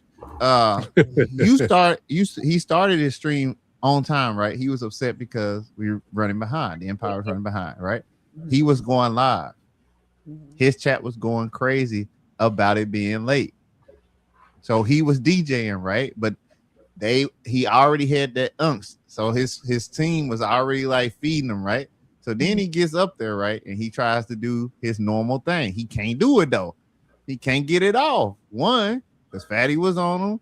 Two, Ali was in the cut waiting. And then we had the super black man on the panel that kept cutting him off at every cut, right? So he couldn't get it off. Now, happening at the exact same time, Myron figures out that there is a stream going on and his buddy can't get his stuff off. So he pull it up and he going in on Super Black Man, right? He calling Super Black Man all type of stuff before he even get on the panel with him. And that's what really happened. So when he pull up, he already knew what type of energy dude was on. Okay. Yeah. So as soon as dude said something that allowed the door to open up just a little bit, he's like, oh, I got you. He walks right through it. Okay. I peeped all that. It was the energy was towards the black man more than anything. Yeah, but everybody just quit the bullets. He just said, I don't like you. And he knew he didn't like him. Right. Okay. And he was calling him. And that's all, fam. Is that your only pushback, fam? Yeah, that's my only pushback, Ali. Like I said, man, I rock with you and Fatty, man. I support the content, man. I'm becoming a member real shit quick, man. I got put something on my little card and shit, man. But other than that, man, I support you, bro. Hey, no doubt. No doubt. Hey, but fam, Yeah, man, I know I like the smoke show, man. That's why I said I just want to get out. But let's put the way we treat each other, the standards that we uphold. We should all be making sure our favorite content creators, including me and Fatty, should practice that. If we believe people should respect each other, regardless of our beliefs, regardless of our sex, regardless of our race, then when you have a conversation with somebody, instead of trolling them and disrespecting them, have the logical conversation, man. Be reasonable instead of unreasonable. I gotta clear something up. I'm not a fan of Myron because he got more clout and all that. That's wrong. I fuck with Myron because he's educational. That brother's smart. I've learned a lot from watching that brother. He don't just talk about women and relationships all day, even though that's cool and all. But now, here's the part that people don't like. He's actually telling the truth. Myron does have educational things that happen throughout the week. It's just it's not as popular as the don't watch that. Yeah. So I mean, it's true. true. Like the girls and all that, like, or his college little things. That he taught me about a secure credit card. I didn't even know what that was. Yeah, secure credit card to put the money out, to put it back in, and wait 6 months. And he saw how to flip it. Like, damn. Oh, and see that right there opened us up. Now, brother, I think you probably going where I think you're going to go.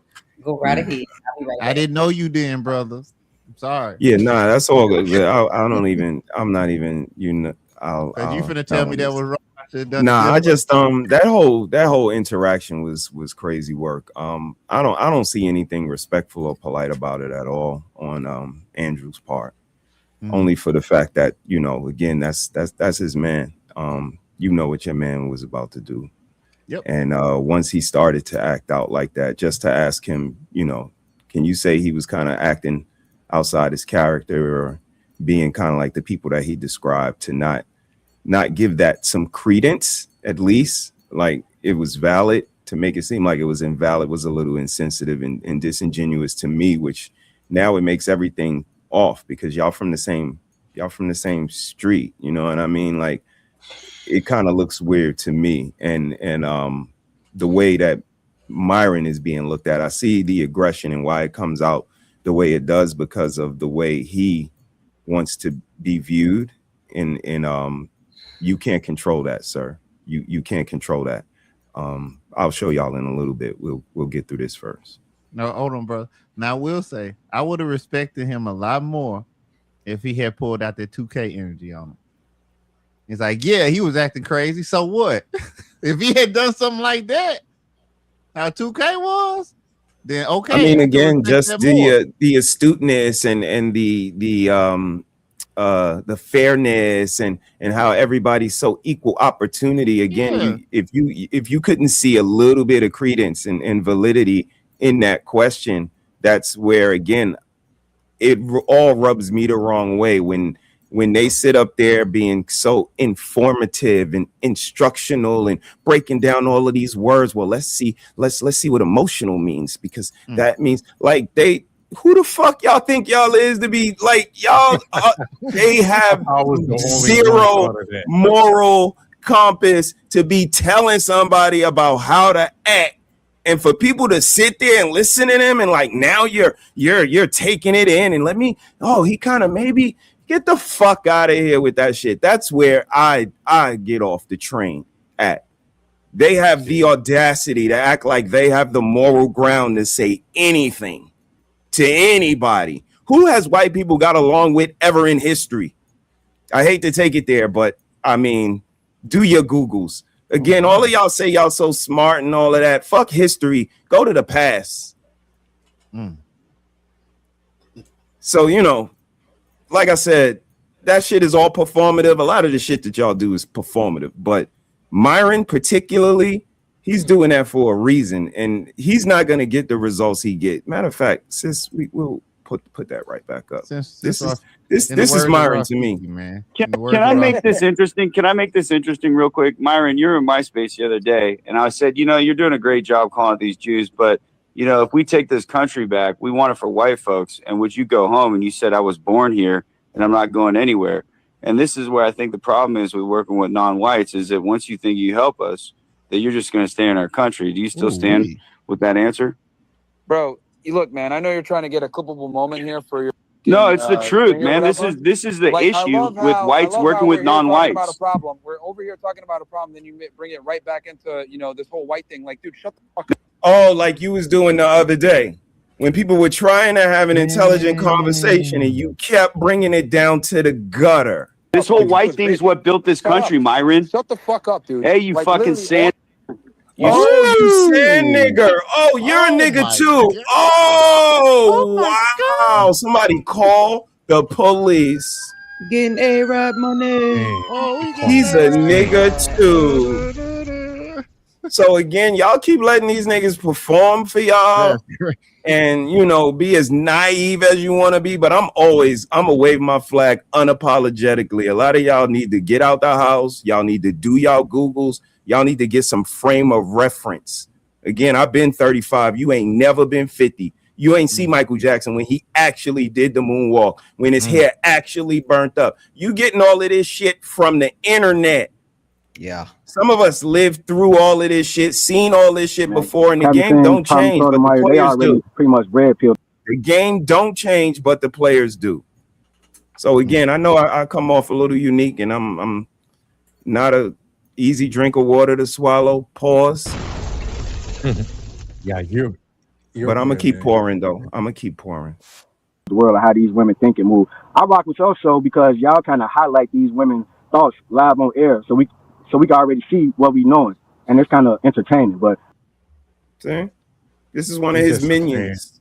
Like this shit starts looking like a cult. Everything just starts looking like a cult to a certain eye. Yeah, these niggas is charismatic, you know, your leader and all of that. But these niggas is clowns. They got to the internet first because a lot of us was outside actually doing shit. In the pandemic, yeah, we all had to go to the computer then. They just got there first, maybe 10 years or something. They put in a lot of work. Yeah, they did a lot. But the bigger the numbers, y'all look crazy.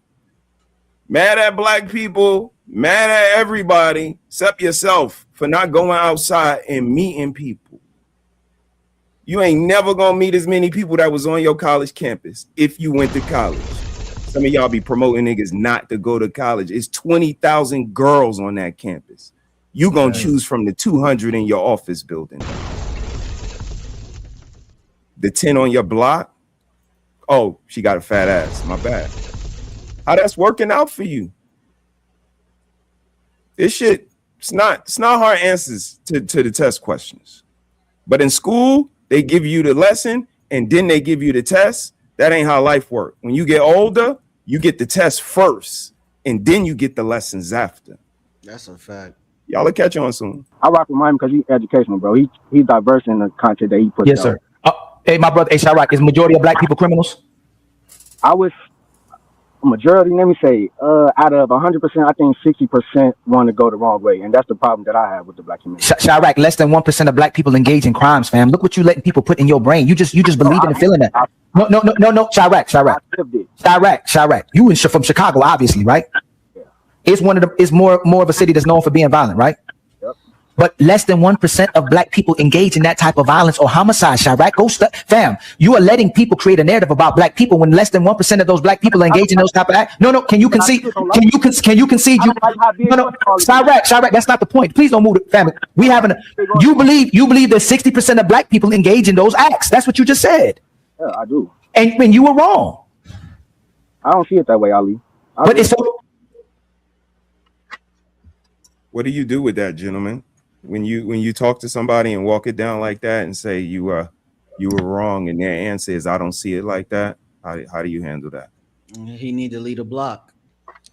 I tell him hit the road, outside the hood. And You gotta don't take him come outside back the hood. no more. I do. You must be Ray Charleston out here. For someone like him, the world is the block. And he bees on the trap. That lounge. His name Shiraq. Of course he believed that. Shiraq got that Bravo. name. We started calling Chicago that because when they was the leader in the murder rate, right? Mm-hmm. So it makes sense. 1 year it was the same as Iraq 1 year. So of course he believed that. It's his name. See, we could be real ugly, but we not that type of panel because I could definitely start talking about according to his name things. He's a violent womanizer. Yeah, Johnny Bravo, that big blonde head dude. Right? That big blonde head boy. Yep. Of course, he highlight Ali holding out the women. Of course, holding women accountable. Of course, he Oh, mama. see the violence. It's in his name, bro. So let me ask y'all this last one before sis take it back. When somebody has this back and forth like this and they walk it down and he says to him, you know, you thought this way and you were wrong, and his rebuttal is, I don't see it like that. Do you think people challenge their thought process? Like they say, yo, I thought about this, I walked it down, and then we come to the conclusion, you were wrong. Do you think they look at themselves and look at their thought process and say, maybe I need to, or do they do something different? I think after they get off the internet, I think him after he got off the internet and probably sat back and thought about it. Hopefully, I'm hoping his brother did that, because right now, while he's on the internet live with him, he want to stand where he's staying at. Like, I know, like, what, 60% Chirac. Like, I see people get murdered, but as him getting offline, him sitting back and looking, probably doing some research, and probably look like, wow, because he got that iPhone.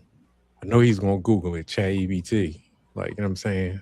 I know. Like, I don't even think it's that deep. I don't think he's gonna do all that. I think it's just ego. He's not about the backpedal on a live. You know what I'm saying? I He probably not on the live. agree I with him, said but not on the live. I agree with that part. What you said, he definitely not going. But I think right now, like at that moment, he knows what it is. But just like what Andrew Wilson did. You know what I'm saying? He knew Myron was chimping out. Right. He's not gonna say that. You know what I'm And saying? he was laughing. Like, that Yeah. was the crazy part. It was He a trying to fake pull laugh, though. Fantastic. And he was trying to pull Fantastic in on the DL. He like, hey, Fantastic, was you laughing? Like, he tried to do one of them tactics. Like, well, one of your guys was laughing. Like, I peeped all that. Like, Fantastic was not laughing for that reason. yeah. Like, he tried to use him as that tactic. Like, oh, one of your guys was laughing. Like, he shut him right down. Like, chill. I wasn't laughing for that. Like, keeping it all the way 100. When Myron do that, it's always funny, right? Problem is, it was done on the Untouchable panel, right? We even got the clip of him crashing out again, right? Yeah, You know what I'm he saying? played it too. Right. so when Andrew said it was funny, yeah, it was funny. You know what I'm saying? But it was funny, but yet disrespectful because you were a guest. So what part of being called a monkey and a nigger is funny? It's see, I'm not looking at it from that perspective, right? I'm looking at it like I'm home watching on the screen. I'm watching Myron crash out, right? As entertainment, right? Because that's what he does, right? Okay. It's funny, right? But we're having a serious conversation. It's not funny. It becomes disrespectful. You feel what I'm saying? So No, it was but- kind of both. No, you don't. No, because I don't see anything funny of what he said, what he was saying as he was crashing out. he wasn't funny to me at all. He was crashing out saying, you know, y'all Like, crazy. you y'all crash out one or two but times, to sit but there and say, you know, he crashed it. racially charged things on an almost all black panel. What I don't understand what was funny about that. I mean, it was other viewers on the other side of the spectrum that found that entertaining and delightful for the most part. So again, you know what I mean? We were looking from one lens. They were playing to a whole nother lens. Right. Again, like Andrew has a certain thought process about Myron. He might not have told him. They might not have had that. Like, this thing goes a certain way. Sis, what was the name of my show Saturday? It always is. It always was. It always will be about race. Yeah. Forever. I'm sorry. You got money. Okay. Congratulations. You made it. I got a little bit too. Not that much because we all are 99%. But I ain't never called nobody and asked them to let me hold nothing. I'm all right. Right. But that don't give us the right to be insensitive.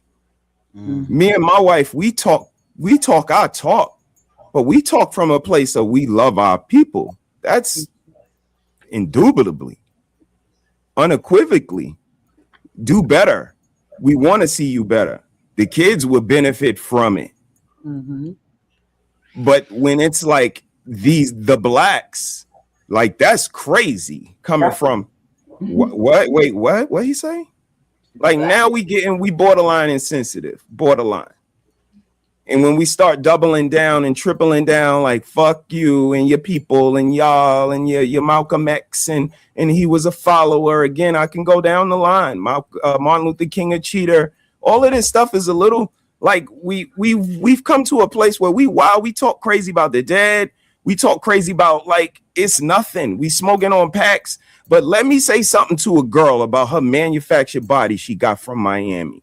Now I need to be. You got to step in front of her like Neo, because she's sleeping with multiple men and got a daughter, and now you stepping in front. Oh, why you saying that? And then again, fast forward to today, as late as today, you can't tell nobody what to say about their channel.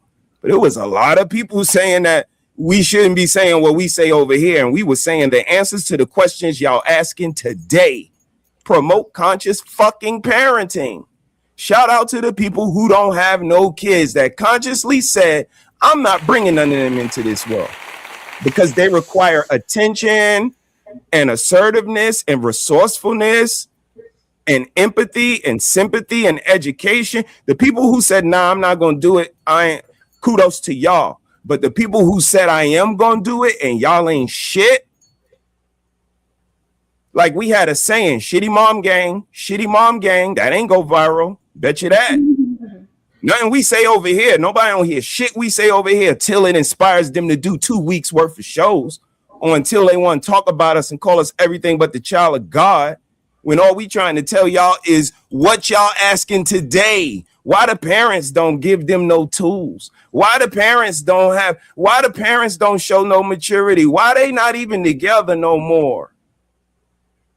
Y'all act like this shit is rocket science, and it's not. You got to care about somebody other than yourself. That's when real character shines through. And then the rest is reciprocation. If you don't have that in no relationship, you ain't got no relationship.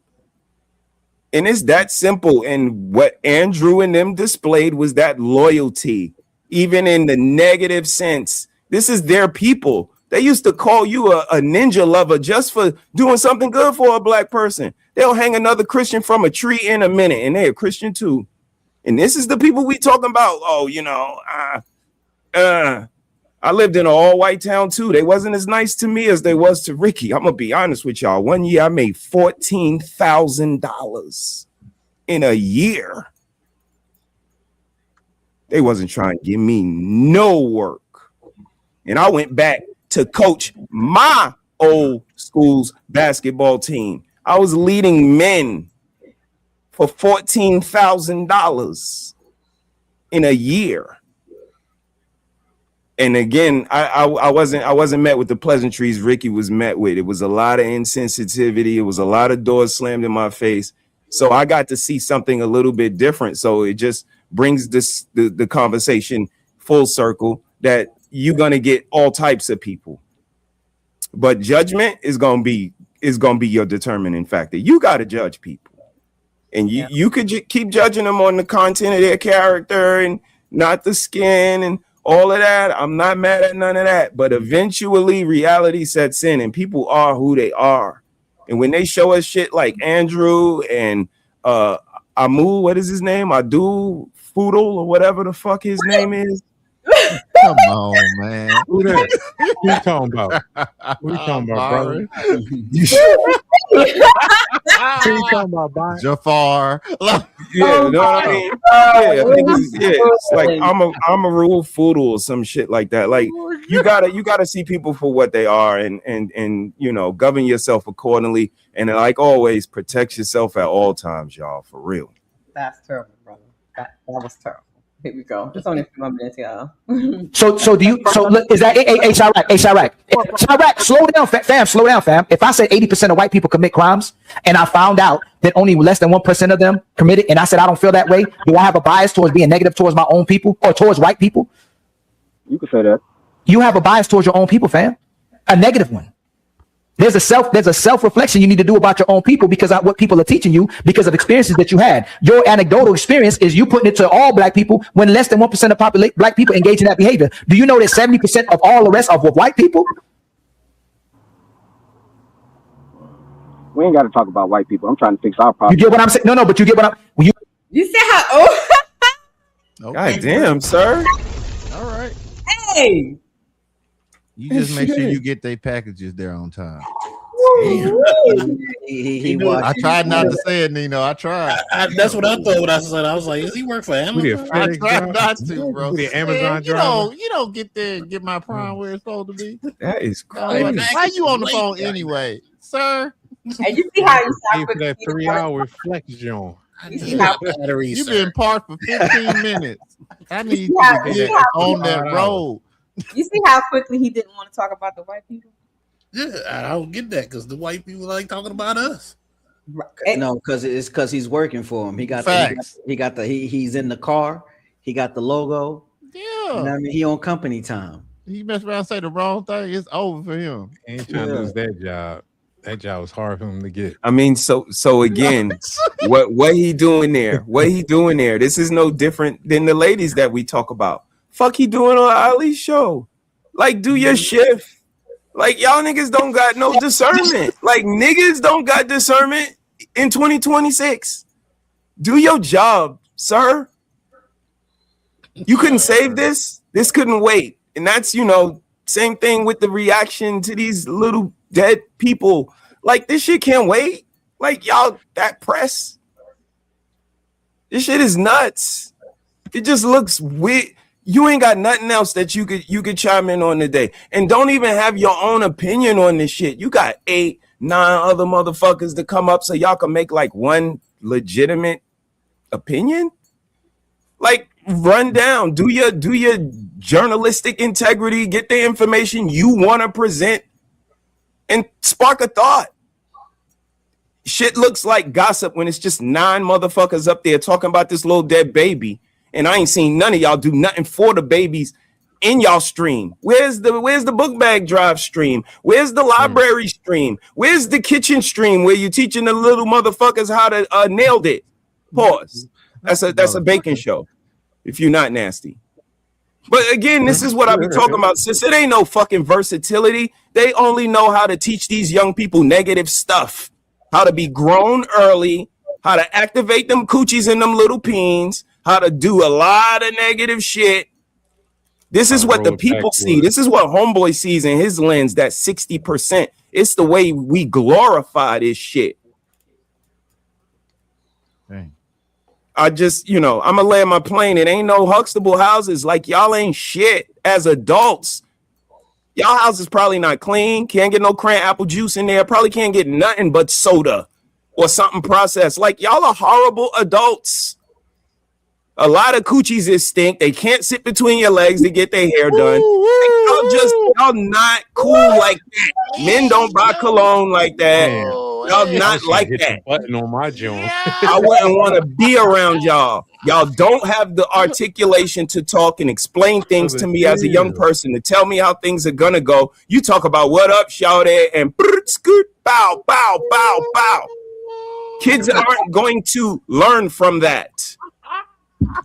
Tell him, brother. Yeah, brother.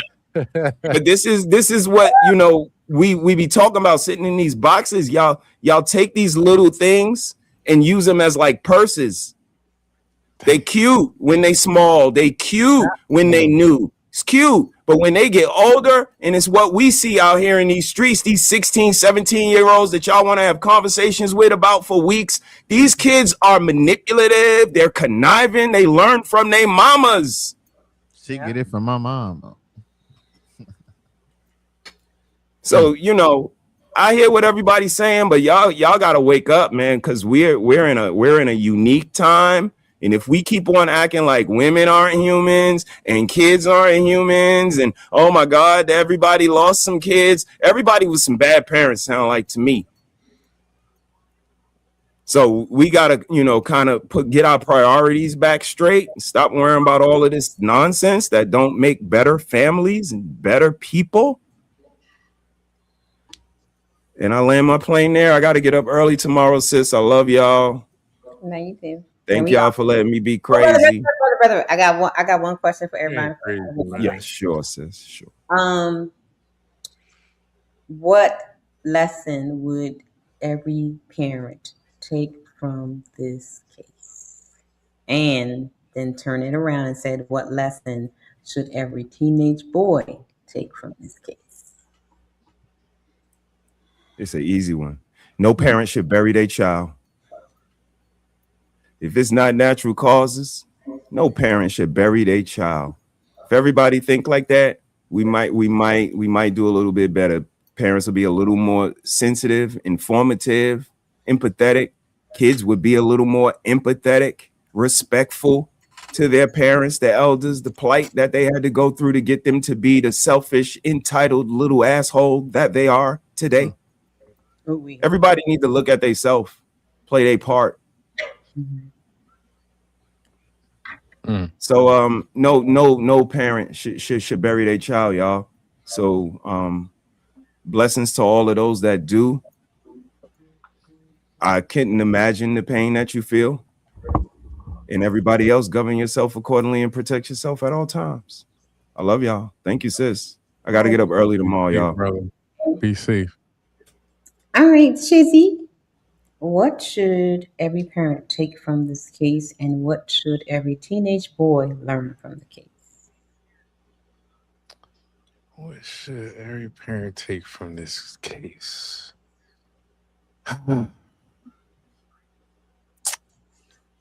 It's kind of like, I understand the question, but it's just the way this world is going, the way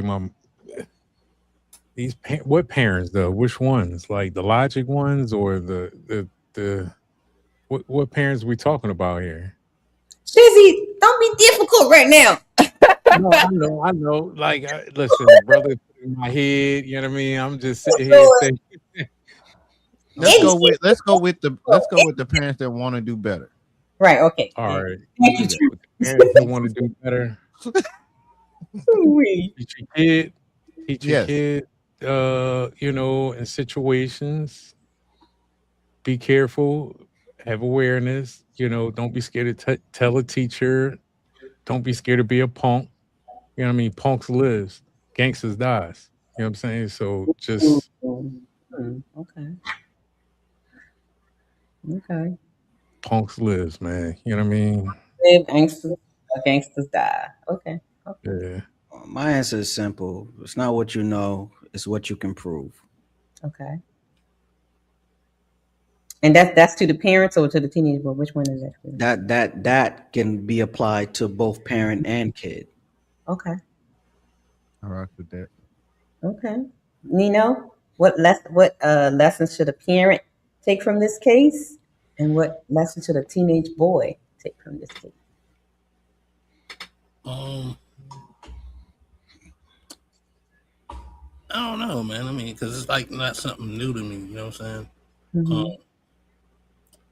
First, I would say, because where his mistake was, he stabbed the kid. So I would be like, I don't know if the boy couldn't fight, was scared to fight. I don't know. But I think every parent should teach their children how to defend themselves, but they're confident. You know what I'm saying? But they don't have to resort to a weapon. And also, you got to know these court systems ain't in your favor. So if you go that other way, be prepared mentally to do the time you're about to do. Yeah. One more thing, man. Go listen to what Pop said to Craig and Friday. Oh yes, that's good. Right? Apply that. You did. Be more for the parents. Be more like Pops. Yeah. Let them handle their problems, but let them know it's going to be consequences. Mm-hmm. Yep. Yeah. That scene he found him with the gun. Yeah. Mm-hmm. And another thing that Pop said that was very profound was put some hot sauce on my burrito, baby. Oh my! You so do look good to me. I cannot. So he can go to the bathroom and burn up. We running up. We running and carrying on it. Hey, look at this. The Portugal menace is here. You ready? Freddie, you on the beach? Where you going? Mambo number 5. All right, friends. What's up, Fred? Oh my goodness. What's your lesson? What you think the parents should take from this case, and what you think a teenage boy should take from it? I'm You talking to asking- you.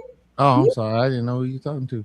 I think that one thing you can learn for parents is that you need to teach your kids what they can affect and what they can't affect. We were talking about scales earlier, right? Yeah. So we want to make sure that your kid can assess that situation. Look, if it ain't worth it, it ain't worth it. Your pride will get you killed every time. I do not co-sign with being a punk though, but I will say that your pride will get you killed every time. So you got to play the game the way the game is actually presented. All right. This is not anything new, but I don't think kids know that. So that's what I would say. Also for the kid, I would just honestly, it's nothing that I can say to the kid, right? Okay. Because I feel like it all comes back on the parents. I think the parents should at least let the kid know. Now, from that point forward, like Nino said, the kids got a little bit of themselves that they gonna make their own decision. But my job as a parent is just let you know this is how you need to move, this is how you need to operate.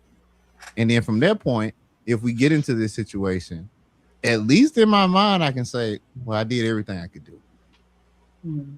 So as far as Fatty, what do you think the parents should take from this case?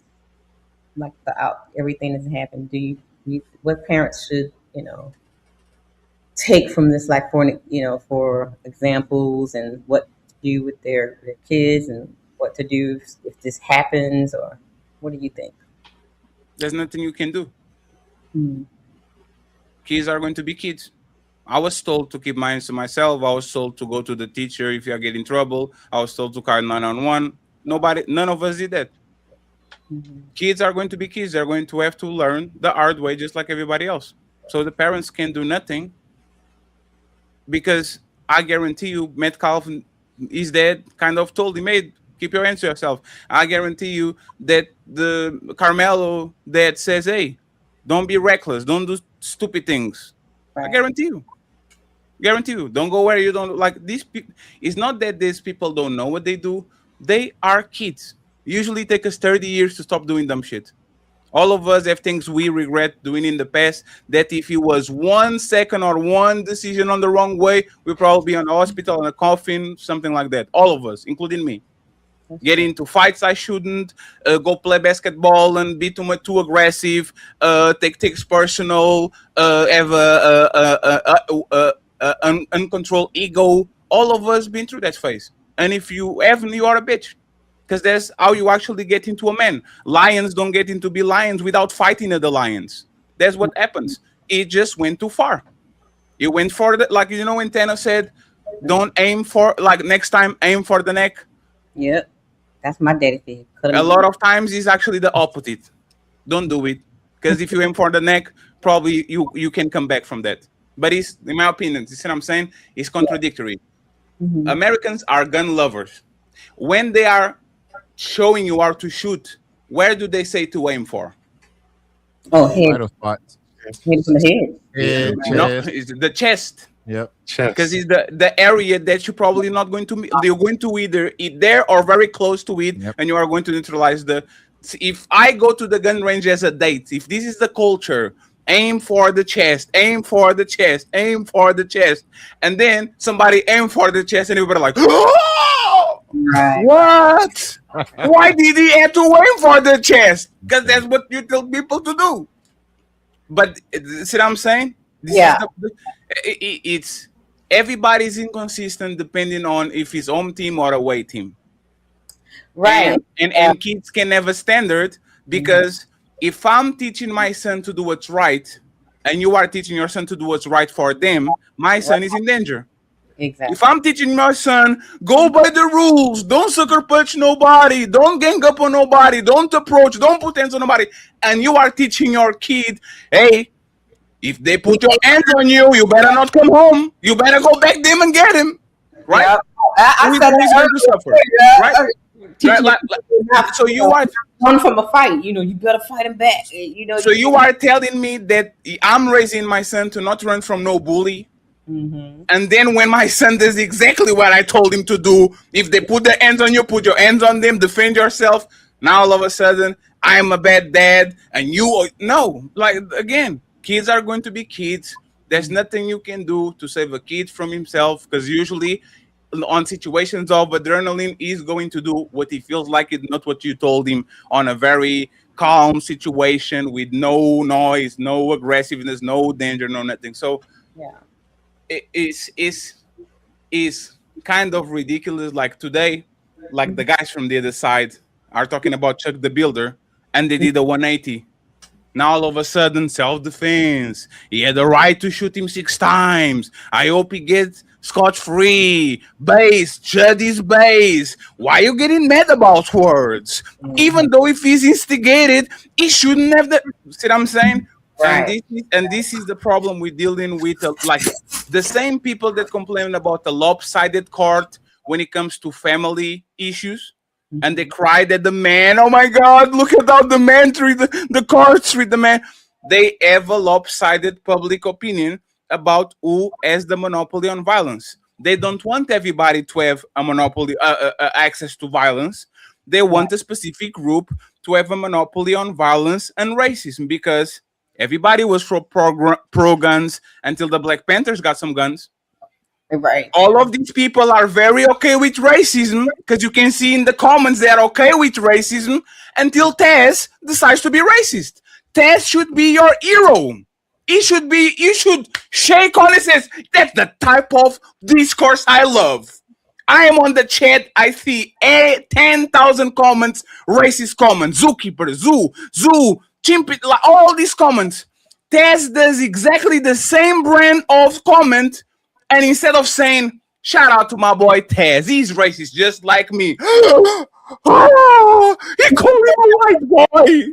See, they are racist. You should celebrate racists. You celebrate Maron. You celebrate Chet the Builder. Taz should be your hero. But you know why he's not? Rules for me, but not for thee. And I can say that is hypocritical. Not because I don't understand language, because that's exactly what is on the dictionary, but because 2 motherfucking assholes decide to do debate tactics when words on the dictionary don't mean words.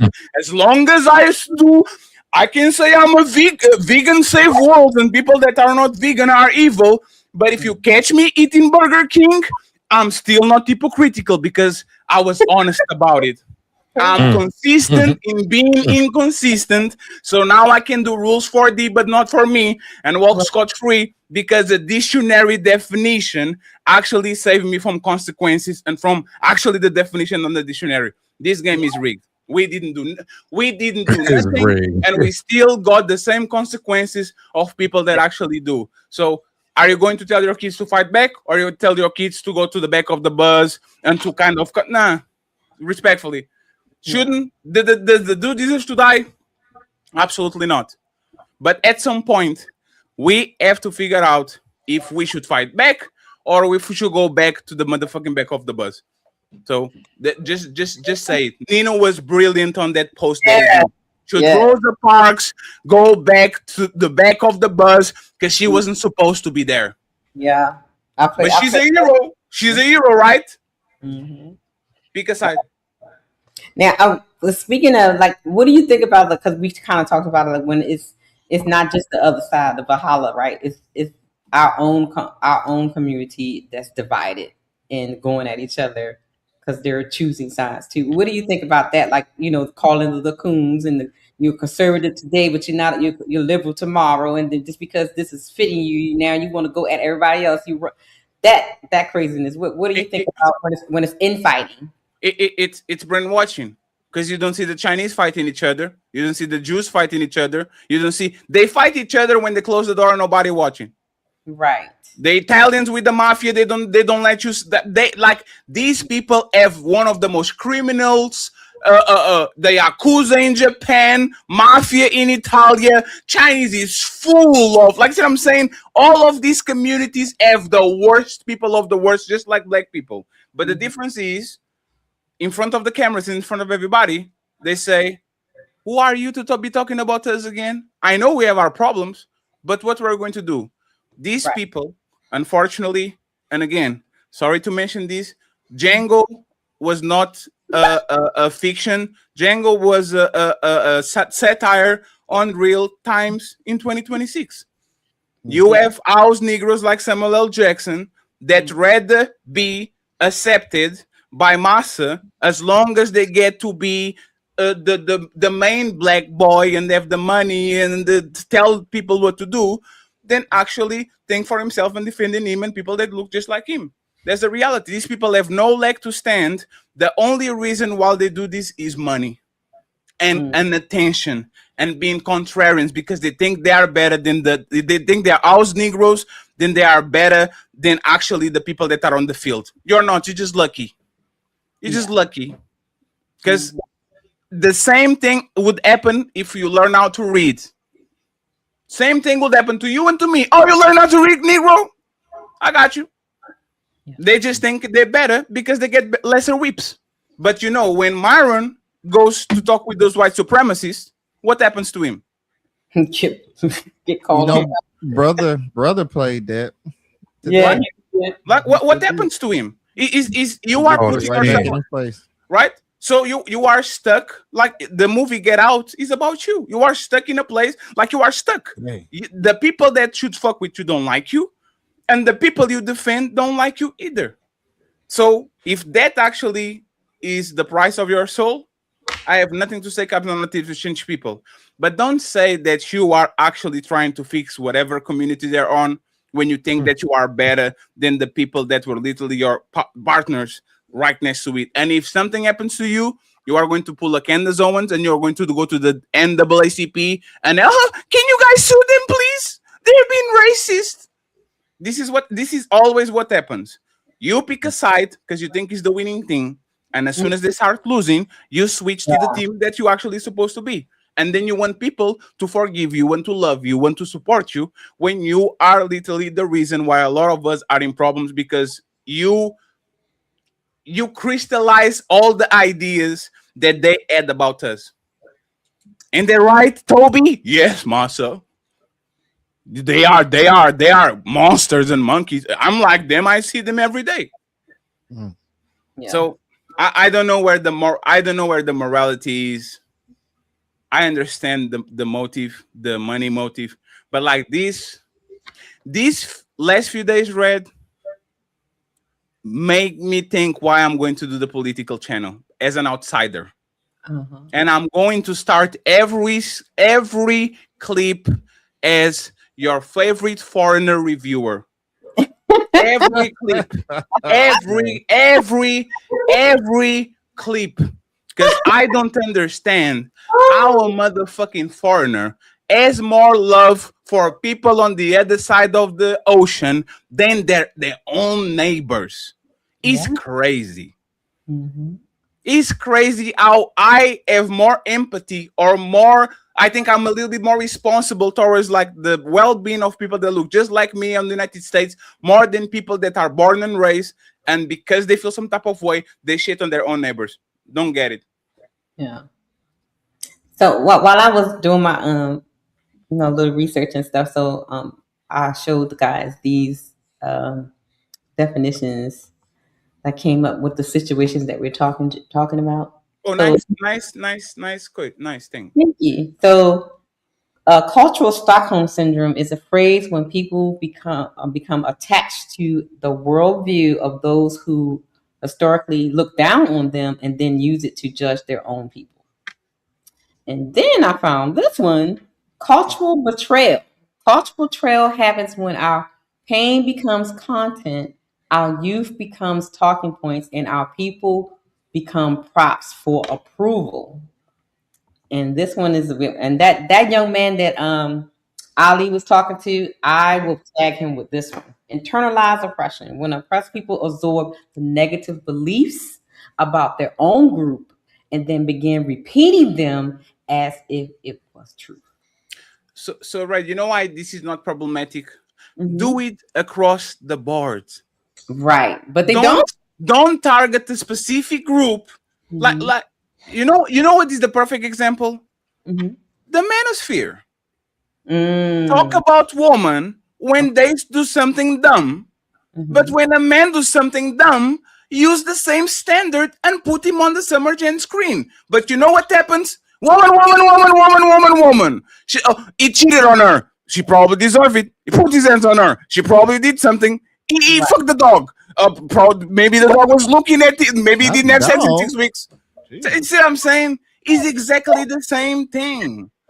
I know you get more money or more views by always targeting woman and saying a woman is terrible, and every Instagram gossip that is not verified, you come in and you say, see, prove that such and such woman did this to this man, and then it never happened. But you like just be consistent. If a man does something wrong, you call him out. If a woman does something wrong, you call him out. These people do the same thing with race. They have an incentive into talking shit about certain groups, but as soon as their group does the same behavior they condone, all of a sudden I can't believe that Myron was doing no, I actually believe it. W Myron, W. And then Tess does the same thing. See? Disgraceful. Right. This shows why I have black fatigue. Should I have white fatigue after the last 5 days? Been calling all type of right. I didn't do nothing to I didn't do nothing to nobody. I think I'm one of the most racially conscious people on this place, to the point where I will welcome white people, I'll welcome black people, as long as you're cool and good to go.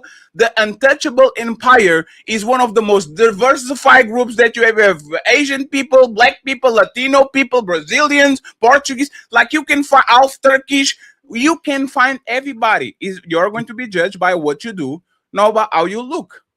But these people, unfortunately, there's no money in criticizing your own. So that actually, I got that wrong. I got that wrong. Is the opposite. There's no money in going against the people that actually pay your bills. There you go. And if I'm there to get red meat about the J community, and one day you say, you know what? I actually agree with this thing that Netanyahu did. That gets you no money. You get 7 views. So again, this is all money driven. Like 90%. This is entertainment.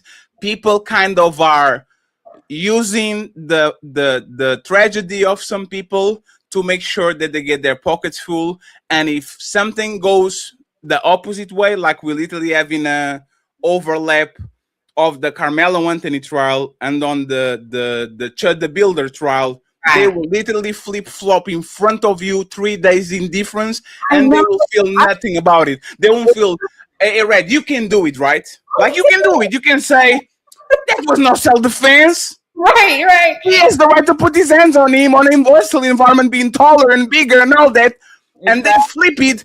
Hey, he was right shooting him 6 times, even though he instigated everything and all that. And these people have no shame. They go to sleep like a baby. That's the part that I can't believe. How are y'all the good guys, the righteous guys, the conservative guys, the religious guys? Oh, we have to put moral. And as soon as this happens, you show how immoral you are. Exactly. I don't know, man. That's one of the things when I was talking with Ali on Monday, I was like, I mean, I hear you want to talk about it. I was like, but you just talking about, but it's not. What is good is it going to do? Because people will be lying, then they're going to be flip flopping, and they really not. I don't know. That's why I never did do a show on it and go break down the evidence and stuff. Like, what's the point? Because it is me and Ali a lot of times struggle with are these people just not aware of what happened? Like when they see the highlight and they're like, black panel. Right, and in our head, because we were there and we were careful and we were polite, we are like, maybe if I explain to this person that we actually don't think he's innocent, we think he's guilty, we just went against Andrew because he was defending the chair, maybe this person is going to say, oh, so that's a misunderstanding. I get it now. You know what? Now I understand. If only I could explain that Andrew already knew exactly that he was going to be the antagonistic person of the show, and there was no push whatsoever because he actually was ready for the fight, and he was not one of in 7 because Roses was quiet, Sage was quiet, Taz is the only extremist on the other side, and everybody kind of, if I can explain that to him, they are going to say, oh, now I like you because I understand it. We are stuck on the 12-year-old jokes. If I only can understand that was a joke and show you the rest of the video so we can show you laughing and drinking, we are going to be okay. And then they see it and they double down on it. It's just with a different clip. And they cut the laughing track of it. They cut the so it actually looks like you mean what you say, and they make $1 million out of it. It's our fault that we still think that these people actually believe in what they say. And you know one, Red, just to land the plane? Yeah. Remember the conversation I was having with Andrew on Saturday about how the internet a lot of times is going to turn you into a monster and you kind of not a monster? Yeah. Y'all see. Yeah. And he was disagreeing, and I was like, will you turn into a see? After this weekend, today was more for monkey panels. Yeah. Like crazy. like I never saw some like people deliberately, right, grabbing something they know is wrong and then flip it and then like say, see? Y'all think this doesn't affect people until Ferry go back to be Majin Buu. And then when I say I am behaving the way I do because I try to be nice to the group and I try to be Fat Boo, which is the good one, the kind one, the funny one, and y'all turn me into motherfucking evil Boo, right?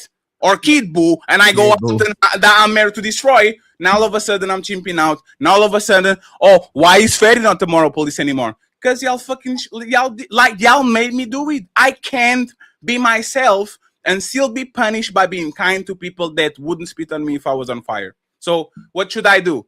And this ties with the question that you ask. What should the parents do? Yeah. Should I raise my kid to be a goody two shoes and then he gets slapped by one of these motherfuckers kids? Punked, bullied, develop trauma so he can be an inadequate adult for the rest of his life because I told him to not defend himself because shit might happen. Right? It's the same thing with us. What should we do? Should we still love these people and we should care for them and we should defend? Like next time a white person comes on my panel, should I defend their right to be offended? Because nobody defends mine. Nobody defends us. They actually champion that. If Andrew next time comes to our shows, right? If y'all don't want me to defend him to defend Myron, why should I defend him? I shouldn't, right? It's only fair. Right. It's only fair. But that's the thing. Damn if you do. Because now you're creating an uneven playground where they can hurt us, but you can hurt us back, which is what is happening with the kids. Yeah. Or I tell these people to go ahead and smack them upside down, and now Mr. Fantastic and Taz and Ferry and all these people are on the thumbnail because I let Mr. Fantastic go Hulk on them, and they never understood that shit. I am sparing you. Yeah. Once I got certain people on my panel, I know who can go Hulk and who doesn't. When I say Mr. Fantastic, don't do that, they're like, oh, he's stopping the reasonable person. Oh, he was ready too. He's stopping the reasonable person from talking. Nah, I'm sparing y'all. Yeah. And I know what is going to happen. I will say, hey, Hulk, you got this.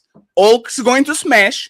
And then you're going to clip Hulk smashing, and you're going to put Hulk out of control, smashing civilians for nothing. Oh my God. Hey Red, you can win, man. Yeah. That's the problem with free speech and democracy.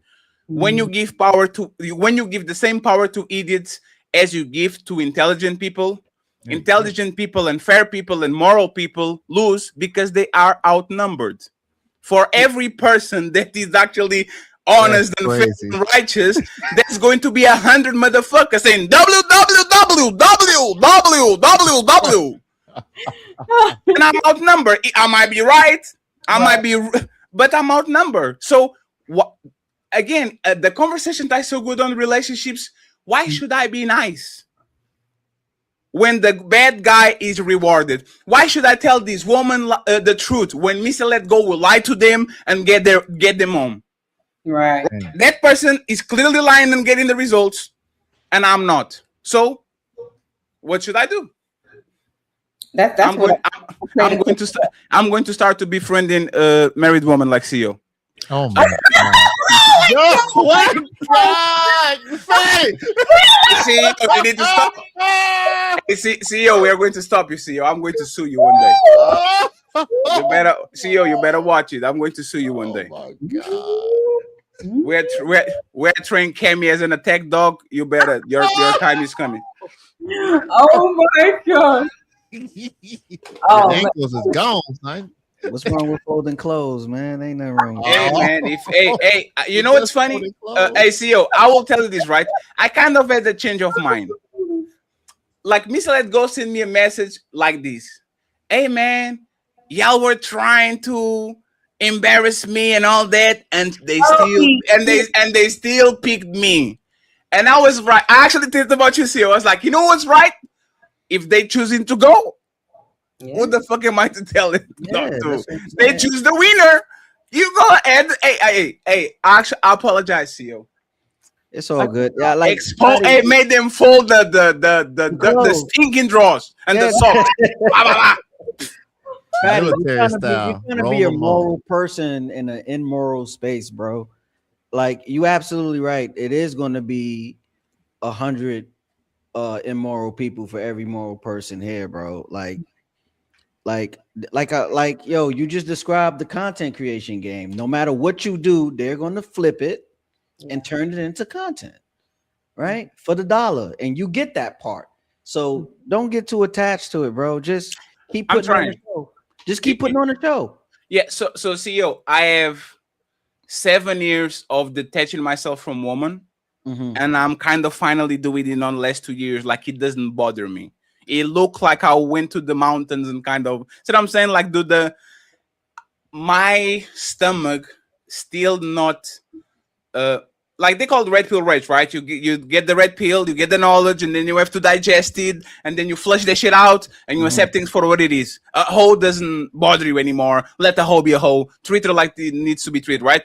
With the social issues and the politics and the racial stuff, the red pill is still on my stomach. I still didn't have time to digest, right? So, because I have a lot of like dope, like white friends. You see what I'm saying? People that will cry on my funeral like I was their brother and all that shit. And I was raised around people that I actually consider friends. English is not my first language. It's not devastating. It's like cataclysmic disappointment to see so many people that look exactly like them doing the most egregious, like the zoo shit really bothers me, man. Yeah, I got you. Calling him a zookeeper. Yeah. Like, and these people are bank tellers. They will approve your loan. They will rent to you. They will be teachers of your kids. They will be managing money. They will be in positions of power. They will be politicians. Like, these people are hidden in plain sight. Yeah, they are literally around you in every sphere, able to affect your life in any way, and you have no idea that the person that is supposed to approve your loan saw your face, and because in reality is www's in the chat avatar on YouTube. That's his name, the @ all of a sudden, you that's supposed to actually be the first person escaping generational poverty. You should be the first to graduate. You should be the first to have living conditions way better than your parents. And all of a sudden, your life is fucked up or derailed because one of these people got to be the politician of your area, got to be the school district, whatever, got to be the bank teller, and all of a sudden your life is ruined just because you look a some type of way, or your name is not Richard, your name is Johnson. Gio, it still was funny. I don't know what you're getting at. And anything Myron did on the panel was not outside of Myron's brand, so you could chill with that. Hey, CEO, you know what's hilarious? What's up? Y'all know me. I love like dark racism. I just think you have to be funny. Yeah, I got you. Like, you see what I'm saying? If he came in and he was witty and kind of like, hey, I would laugh too. I swear to God, I would laugh too. The problem is, it was not funny. And it was not delivered on a witty way, on a comedic way. It wasn't delivered on a, I'm calm. Like, it was delivered on a, yeah, he was just playing and just being dumb. Like, what is the funny part about somebody losing control and spamming the same button? Like, what is funny about you playing Mortal Kombat with somebody or Street Fighter and the other character is like this? Hadouken, Hadouken, Hadouken, Hadouken, Hadouken, Hadouken, Hadouken, Hadouken. Happening all night. What? That's so funny. Look at Rio. Hadouken, like, it's not funny. It should be funny. It should be entertaining. You should be witty. If you're going to be a racist, go the Nick Fuentes route. That dude is hilarious. If you want to be a demon, go the Daryl Long route. That dude is hilarious. Yeah. Want to be the voice of the demonic people around the planet. Hey, do it with a smile on your face and be funny about it. When you're lame, triple lame, you have no witty, you have no nothing, you have no charisma. The only thing you do is do the kindergarten or the Call of Duty lobby jokes. Respectfully, man. Yeah, me laughing about you is a nervous laugh or is a sympathy laugh. You don't deserve that shit. Yeah, the cliche crash out, man. I kind of expected that when you said you was trying to get him the link. I was like, oh yeah, this is about to go left, right? But like, it wasn't. The delivery wasn't funny. It's funny that it was happening to y'all. That's why I was laughing, right? Like, because I thought it was funny. Me personally, I thought you have the right to. Yeah, right? I have no. You know what I mean? Because it's like Myron's doing what Myron's doing, but he's doing it to Fatty right now, and I'm like, yo, this is funny. Me and my wife is in here laughing, like, oh shit, this is impossible. Like, this is funny, right? But it's like, yo, bro, why come on the panel if you're not willing to have the conversation? And then it's like you just crashing out, you coming in with insults. Okay, like, let's have the conversation, bro. You feel what I'm saying? I was just waiting for the rebuttals to his crash out. That's what I wanted to see. Who was going to drag him for filth? That's what I wanted. I thought they was going to let Mr. Fantastic go, but I was like, no. You know, I wanted Taz to go loose. Nah, Taz is a little extreme. Oh, Fatty. Guess who was in the chat? Taz. And him and Taz is in the chat. Yeah, he was in the chat today. Taz was in the chat, and him and Uncle Ricky was going back and forth. Lord. Got into it. Yeah. I was outside. I'll kind of disagree a little bit with Ricky. Because I don't think Ricky would just stand up and leave. Knowing him like a little bit, I think Ricky would elbow the shit out of you. You see what I'm saying? So I get the I don't think nobody thinks he should pull that knife. See what I'm saying? Don't do it. But the thing is, I used to carry a knife too. The little foldables ones. Yeah. It's not because I was doing something. It's because I have to defend myself. Yeah, don't do it, CEO. Good job. Yeah, good job catching yourself. But you see what I'm saying? People are talking like that man was walking with a machete. Oh, what is the Latino actor, the old one? Juego or something like that. That does the machete. Does the movie. That's the name, machete. Yeah, they're talking about like the kid is walking around with like a machete in there. No, it's like he has a little knife over there just in case. And the case happened. Like I said, if this was 3 centimeters to the side, this wouldn't even make the national news. Yeah. But the kid unfortunately died, and now we're talking about what should we do with this and with race relationships. Once again, if I was Taz, and I'm not, Taz needs to do a campaign, the Taz exclusives for president. Because he agrees with them and they agree with him. They think it's okay to be racist. Taz should be their champion. Like, you see what I'm saying? You have a white supremacist, not the right, and you have a black supremacist. They agree with each other. We should be racist. So, hey, Taz, just go crazy. Say, you know what? I am definitely a racist, just like 90% of your fan base. So applaud me and send me some money, because both of us are doing the same. We just play for different teams, but we do the same. It's like saying the Bank of America shouldn't steal, but the other bank, I'm okay with it. No, both of y'all are stealing. Join forces. Join forces and steal everybody, everything. You know, somebody, I think somebody on the panel brought up a good scenario. Like, well, what if Austin just pushed him and he pushed him, back, and Austin fell back and hit his head and died? Would they still have the same feeling? No, but that's the point, right, Red? All of us are reasonable people, right? If he stabbed him 3 times, right? That's clear. Deuces. Chop, chop. You want the orange suit or the white and black with the stripes? Right, exactly. But that's even not the conversation. You did it multiple times. It's like your wife catches you sleeping with a mistress in your bed, and she gets the casserole and she eats you on the head and you drop and die. Oh my gosh, you should have no. It was one. But if she drops him and then he falls on the floor and she keeps going ba ba ba ba ba ba, lady, respectfully, now we have to do something.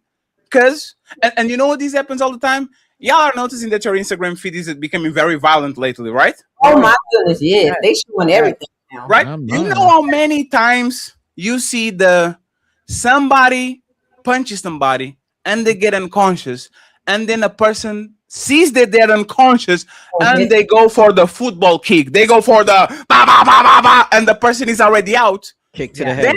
Yes, is the football punt. These people should definitely go to jail because you neutralized the threat and you decided to go Conan on him. You went Ultimate Warrior. But if I eat you, you feel and you die because you eat your head, we kind of understand there's plausible deniability to say, hey, was this person actually doing this on purpose, or he did it and he was once and he was unlucky and he died? For Chuck the Builder, we have to have nuance. For Zimmerman, we have to have nuance. For Kyle Rittenhauser, we have to have nuance. For a 17-year-old Karmelo Anthony, that nigga's a thug. Yeah. Give him the chair. Whoop, whoop. Yeah, Andrew was wilding when he said that. I was like, what? Oh my God, sir. You wild. That's that gaslighting, right? Yeah. And I think that's what set Taz off with that too. And it did. When Taz was getting a little racial, Andrew realized he's like, dang, I can't play at his level because then my career might be over, right? You know what the gaslighting is? Yes. And this happens a lot of time. It's like this, right? You go to a woman and you say, you should be submissive and traditional, and you should cook and clean and want to be a stay-at-home mom. And she says, I actually agree with that, but I have my dreams too. I want to pursue a little bit of my career, and I want to play basketball because I like basketball. And the person says, I knew you were against traditionalism. I knew you were a modern woman. No. Just because the person doesn't agree with you 100% doesn't mean she's your enemy. Just because you don't want the death penalty of the kid doesn't mean that he's innocent. And you know what they do? That's how they frame it. See, Andrew fighting for morals and for civility, and all these baboons that don't know nothing saying that the kid is free and fighting because he's black. Nobody's saying that. So why are we being reasonable when these people are literally looking for the most unreasonable take on the group to actually go ahead and do something? Yeah. And by the way, Gray Pill, the blade was 3.5 inches in Texas. Only 5 and up becomes is unlawful. So he was against the school rules, but being against the school rules is not against the law. So he didn't break no law by actually having that folding knife. Yep. Let me see. Somebody, I don't know whose side that's on. Somebody said, look at how many dudes that are dead or in jail just for stepping on someone's shoes. That is absolutely true. And everybody's against that. Right. You see what I'm saying? Yeah. It is not reasonable. That's the point. You are punishing us for literally pretending that we side with the worst of us. We don't. Exactly. How long was that blade? 3.5 inches. Oh, damn. In Texas, it has to be 5.5 to be illegal. Okay, I think Georgia, it got to be 3 inches or shorter. That's why Yeah, a lot of us, I verified it before the show to make sure if he was breaking a law or not, but it's 3.5. Okay, because a lot of us we carry pocket. I got like 2, like 5 pockets at work, and I throw. Oh my God, what a thug! Light skin thug. I know he a thug. You thugging? Oh, we. That's how we do in the South. I cannot. But congratulations, Fatty, that you are part. You're part of the anti-red pill group now. Congratulations. I am a part of what? You're part of anti-red pill organization. No, it's so Gray Pill. Being against red pill will be like me being against feminism. It makes no sense. I am in favor of a lot of parts of feminism. I want women to be able to vote. I want women to be able to be presidents, astronauts, to have property, to have credit cards. If you deserve it, I don't understand why Red couldn't be the president of the United States. If she is competent enough, I believe that. So me being against feminism would be ridiculous. I have Angela Merkel in Germany, was the most powerful person in Europe for like 20 years, did a great job. You see what I'm saying? The thing is about red pill is you were always going to lash out on the worst part of it so you can have an excuse to go against it. Red pill per se is not bad, but just like feminism has bad actors that are pushing the wrong things. I believe that it's very irrational to use Andrew Tate or Myron Gaines because I can do the same. I can do the same.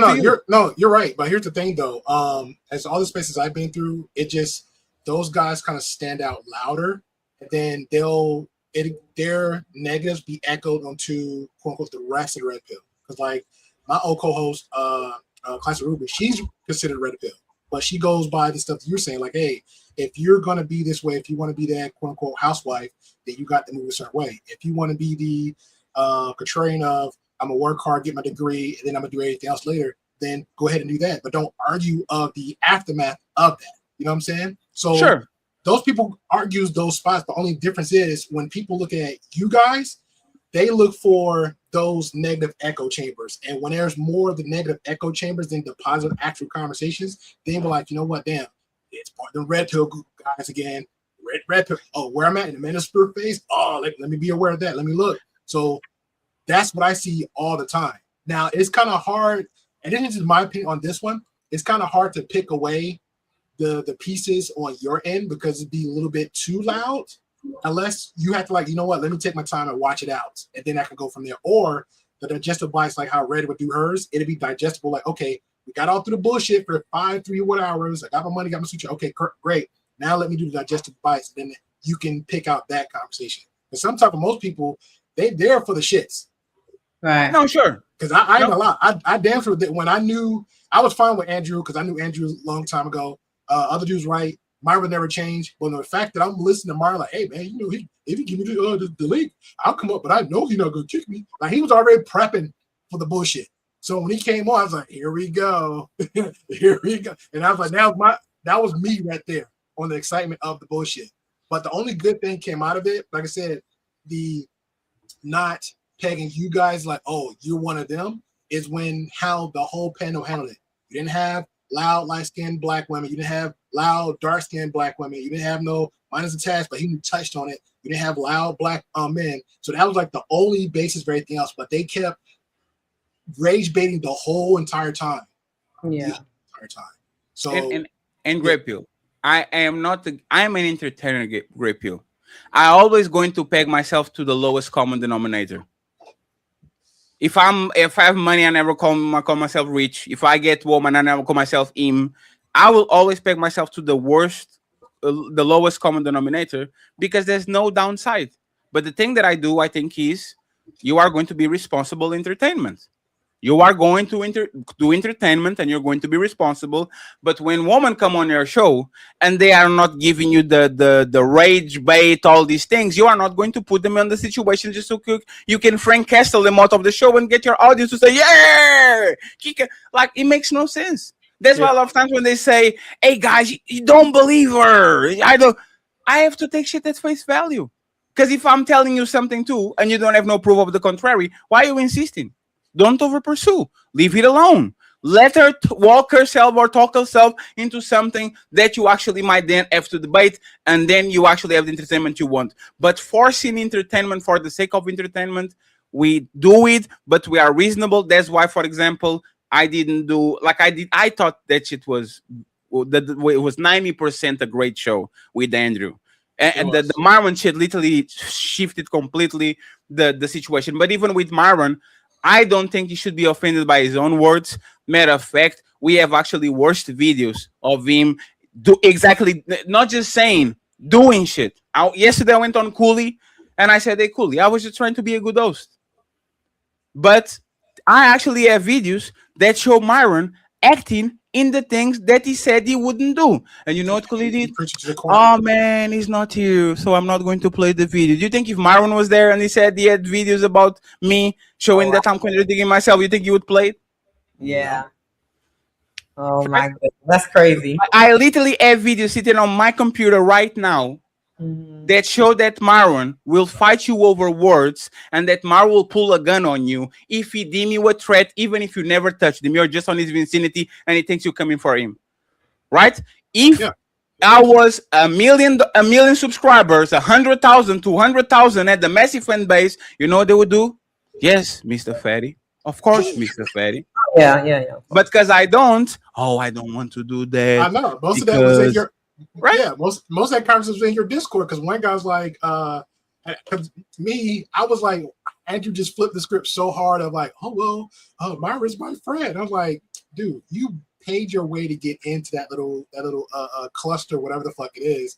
And then someone in the Discord was like, he did this again. He had a whole stream trying to raise 10, 15 grand just so he can like go there, have a vacation with his wife, just so he could be on that platform. Because before Myra had like what, 15, he was charging Erudite like what, $2,000, and they was gonna push her out the camera, and she just got flipped. She's like, no, I paid for this seat. So she did her thing. She paid for exposure, which is fine. But like I said, I've been there, done that. If you told me anything about Myra, I believe it. Because I know it's there. I'm not shocked at anything, Myra. And you know what's hilarious? I literally said on a jokey way, hey, Andrew, go get us on Fresh and Fit. And then I said, oh, come on, Andrew, we don't need that. We know they charge a fee. Because I know a curve full of people that were there and they did, like people with very few subscribers that found a way to actually get on the panel and they pay for it. And then the top comment was, Ferry is a coward. Not only he ambushed Andrew and Myron, then he begged Andrew to get him on Fresh and Fit. Oh, that's crazy. Yeah. And I'm like, wow. Like there's no win with you. Like there's no win with there's no win.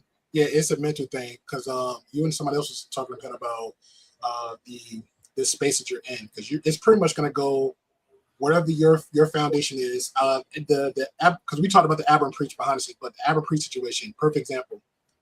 You literally caught him red-handed. 5 years of hypocrisy. Now people are like, hey man, it's 9 days. Don't talk about him no more. No, bitch, you got 5 years. We gave Fresh and Fit and all the other guys 5 years. Every time hypocrisy come out, we gotta give them the same energy.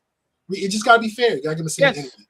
So everybody deserves smoke. Absolutely. Yeah, that's it. Other than Myron. And other than Andrew. Like, hey, Grey Pill, go watch the clip that we did, the second clip, right? You are Karmelo, putting the comparison between him and the Wes Watson situation. Mm-hmm. He defeated himself. Like, if you clearly listen to that clip over and over again, he says, man, but Andrew is big. So was Metcalf compared with Karmelo. Oh, but was on a hostile environment. So guns were over there. So was Karmelo Anthony was on the opposite end of the opposite team with people that don't like him. Oh, but like all the things that he said. Red, get him out of here, please. Yeah, that's what I'm good to hear. Yes, Like, what in the world? yes, thank you very much. I appreciate that. Yeah. So like Andrew is the king of I will catch you with your own words. All the scenarios he did, I couldn't leave. Yes, you could. Nobody was grabbing you. It's a stage. You can just walk out and say, my life is not going to be threatened by nobody. I'm leaving. Like all the statements that he did was actually statements that would then turn it against him. And the same crowd that is the WWW is the master debater and all that. Man, Andrew, whoop your ass. How? Yeah, it's that foundation he built, man. He got his cultists, he got his fascists, he has his racists, It's NPCs. Yeah, I great people. I really thought they were intelligent people, but I forget that like most of people are not that intelligent. So if somebody tells you the sky is red, and you have a cult following of 100 people that say the sky is red too, how many people drink the Kool-Aid exactly, and how many of them? 1,000, something like that. How can you see people in front of you drop and die, and you say next? So, I think this was kind of necessary. See what I'm saying? I like this is going to be like a canonic event on our growth as people. Like he had to happen. I read the happen right now. So now I'm not go as silly, naive. How he just give it to, hey. do you think that it's gonna get happen again? Oh, yeah. Absolutely. Hey, Red. Yeah. Remember when I told you every time I will get 20,000 subscribers, the 12-year-old shit is going to come off again because people are going out of clout. Red, people are looking for the excuse to chop our head, man. Like straight up. That show, until now, if you take the Anton Daniel situation, is the show of the year on our space. By far. Yeah. Show being reviewed by 600,000 subscriber channels and everybody talking about it, and the people that are not talking about it on our side is out of jealousy and hatred. They don't want us to give no credit. Oh no, not the untouchable. See what I'm saying? That's the ones you want too. I want those right? too. So the thing is definitely going to happen, and I think that even myself, I think we are not ready for the type of hatred. You see what I'm saying? No. You are, but because I said this to you before, you are. It's the selective. Like you got. Where's Lou at? You have a solid argumentative team on your platform. I think you got too many people on there to handle the business. Like because you, Lou, because optically I don't like y'all guys. I'm just being optically I don't like y'all, but argumentatively y'all got it locked down to the point. Because baseline. Yeah, man, Fetty had these conversations. I'm be honest. I'm not gonna sit there. Oh man, you feel like you should. Oh, fuck all that. So yeah, I know. That's why you voted on Eve on the debate. No, I was fair about that. No, it's fine that you want to admit it now. 2 years later, that you gave me an L on the debate because you. That you bringing up. I won't cry. Nobody. I don't tell nobody. It's fine. I say bring up past trauma, sir. You can let it go. We can hug it out. I'm not Andrew. We can hug it out. It's fine. It's fine. Let bygones be bygones. I forgive you, sir. As a good Christian. I don't know. I feel like you got your fingers behind your back. Fingers crossed. But Great Pill is not about being like. I'm not talking about being ready to debate these people because I'm a fast learner. You see what I'm saying? Like I'll listen to people. I would kind of say, no, you are wrong. But then I'm like, you know what? You actually might be right. So I will give the chance to kind of course correct. I'm just saying. So on the beginning of Fight Club, I was being hated for kind of no reason. And I don't think I was ready for it. I was like, God damn it, am I crazy? Like I literally was doubting myself. Am I like is my English is bad? Like what is happening for me to go at Anton and say something that is very reasonable and everybody W Anton killed him, crushed him, send the fat boy back? Like it would make me kind of doubt myself.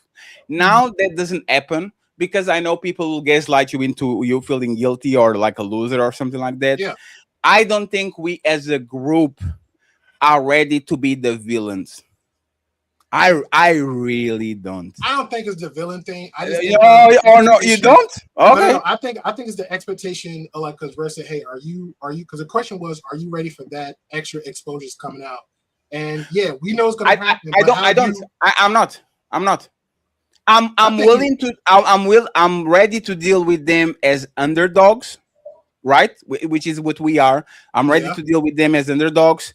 I am not ready to deal with them as a face-to-face. You are going to respect me and you are going to acknowledge me. I have to get I have to get my weight up and I have to get my team ready for me to actually sit on the table. Grapil, you know why you know that shit? Yeah. Grapil, Destiny is that person. That dude is the villain. Straight up. Yeah. And not everybody, like it took a lot of years for him to finally embrace so there's no reasoning with y'all. Fuck this shit. I'm going to say, hey, same thing with Amazing Lucas. Look at him. It took him so many years to finally say, you know what? Fuck that shit. Look, gloves off. I'm going to go demon time on them. I think everybody has that the hero's journey that you end up might either be the villain or the anti-hero. I don't know if I'm ready to actually evolve that, but like I said, you usually only get ready when you get there. You're not ready to get a parent until you actually get a parent. You're not ready to go to school until you actually get to school. You're not ready to do the job until you actually get the job. So I think it's going to be organic. Yeah, you prove my point. But I damn, you approve my points. W's for the great peel in the chat. W. Great peel. Yeah, you just want to back around. W's. You just want to back around. But yeah, I think y'all got it on that front. I just treat them like just flip the script. Treat them like you treat everybody else that's underneath you, and just leave it like that. You're gonna be an ass, gonna be a piece of shit. Okay, your content now. Just leave it like that. But Andrew will pop back up. I can't see about Myron unless he had this little weirdo team up, but that's pretty much a whole thing. So it is what it is. So yeah. All right, that's all I want to say, man. But we'll be ready next time. I'll be ready next time with. I already was. I was just like, I ain't gonna. Yeah, it was. Should I do it? Should I do it? And it was a massive mistake to not doing it. Nah, I honestly, and it's just me being picky. I'd have kicked like half that panel off. I'd have left you, Ali, and Fantastic on there, and just let y'all just handle them and just go, just do it like that. So, but Grapil, the problem is that's not how I value the people that were with me during the worst parts of this journey more than I value the big dogs that come in every week. These people, I have no attachment towards them. I am not thirsty to be around them. To be honest, I despise 90% of them. I'll never call them. I'll never go on a drink with them. If I was on the hotel next to them in their city, I would never even ask to take a picture or nothing. So I will not. And this happens a lot, right? It happens a lot of our space. Somebody new comes in, the big dog. Drop everybody. Bah, bah, bah, bah, bah, bah, bah, bah. That will be the biggest betrayal that I could do to the people that actually are here day to day. Because if CEO or She's or Red or Nino are here when nobody watching, and the first day that I actually can give them visibility so they can actually, it's a reward for their loyalty. The first thing I do is let me drop the B team and just leave the, what the fuck is, like, what is that? Right. These people are not children. It's integrity. Right? Oh, go to the kids table, Red. I got this. What? I am expecting to get on Discord and to get the violation of my life. Because I deserve it. I actually earned it. I deserve it. So I know optimally, it will be good for everybody long term. Because I can get the control environment, and just like you said, I only selected people that are going to address that, and then my team can eat out of the growth we get from this control environment.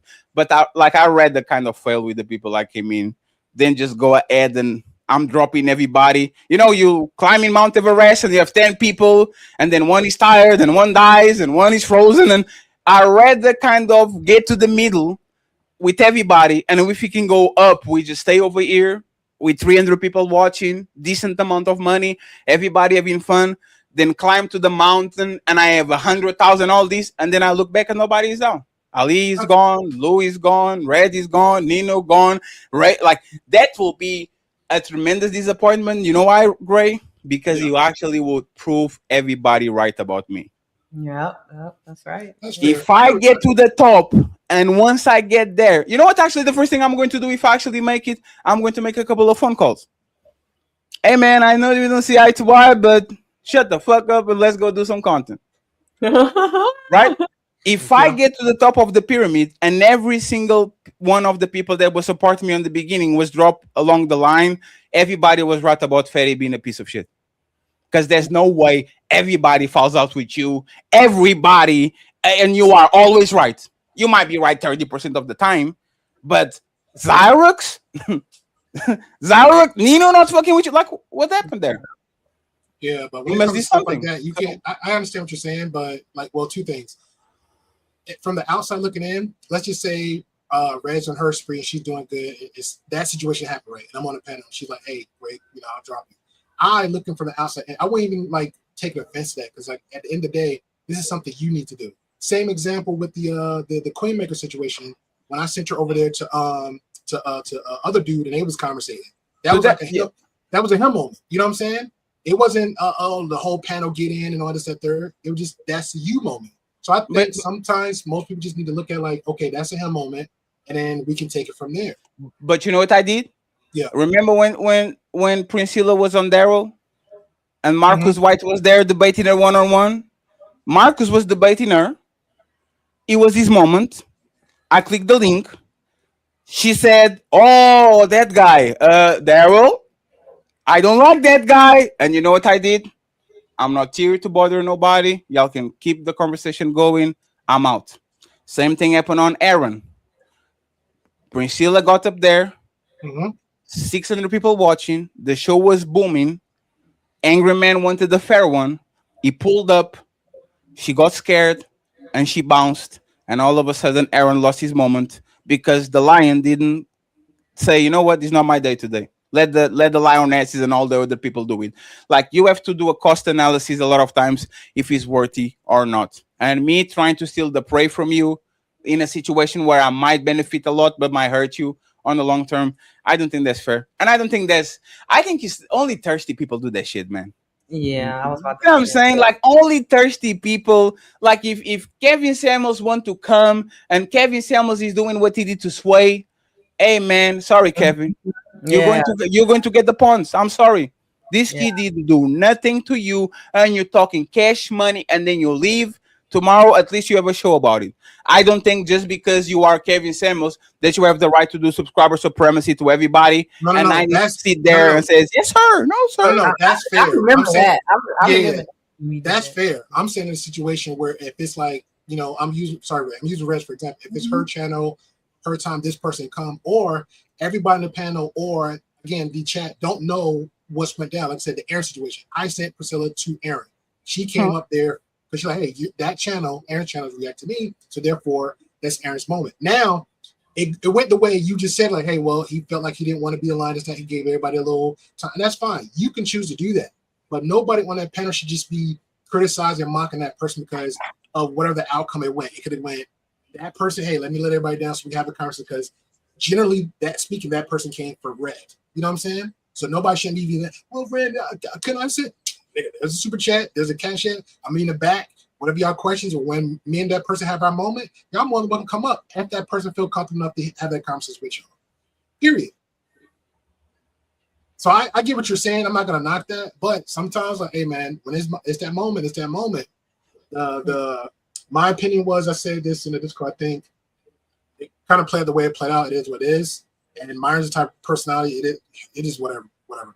But I'm sure it's gonna be another moment where you and him gonna clash butt heads, but either gonna be you have to be in his space because that motherfucker be everywhere. He's never gonna come near here unless it's Andrew because Andrew don't give a shit, or if Yes. it's I will see him again. or Cooley, or Cooley because he don't give a shit.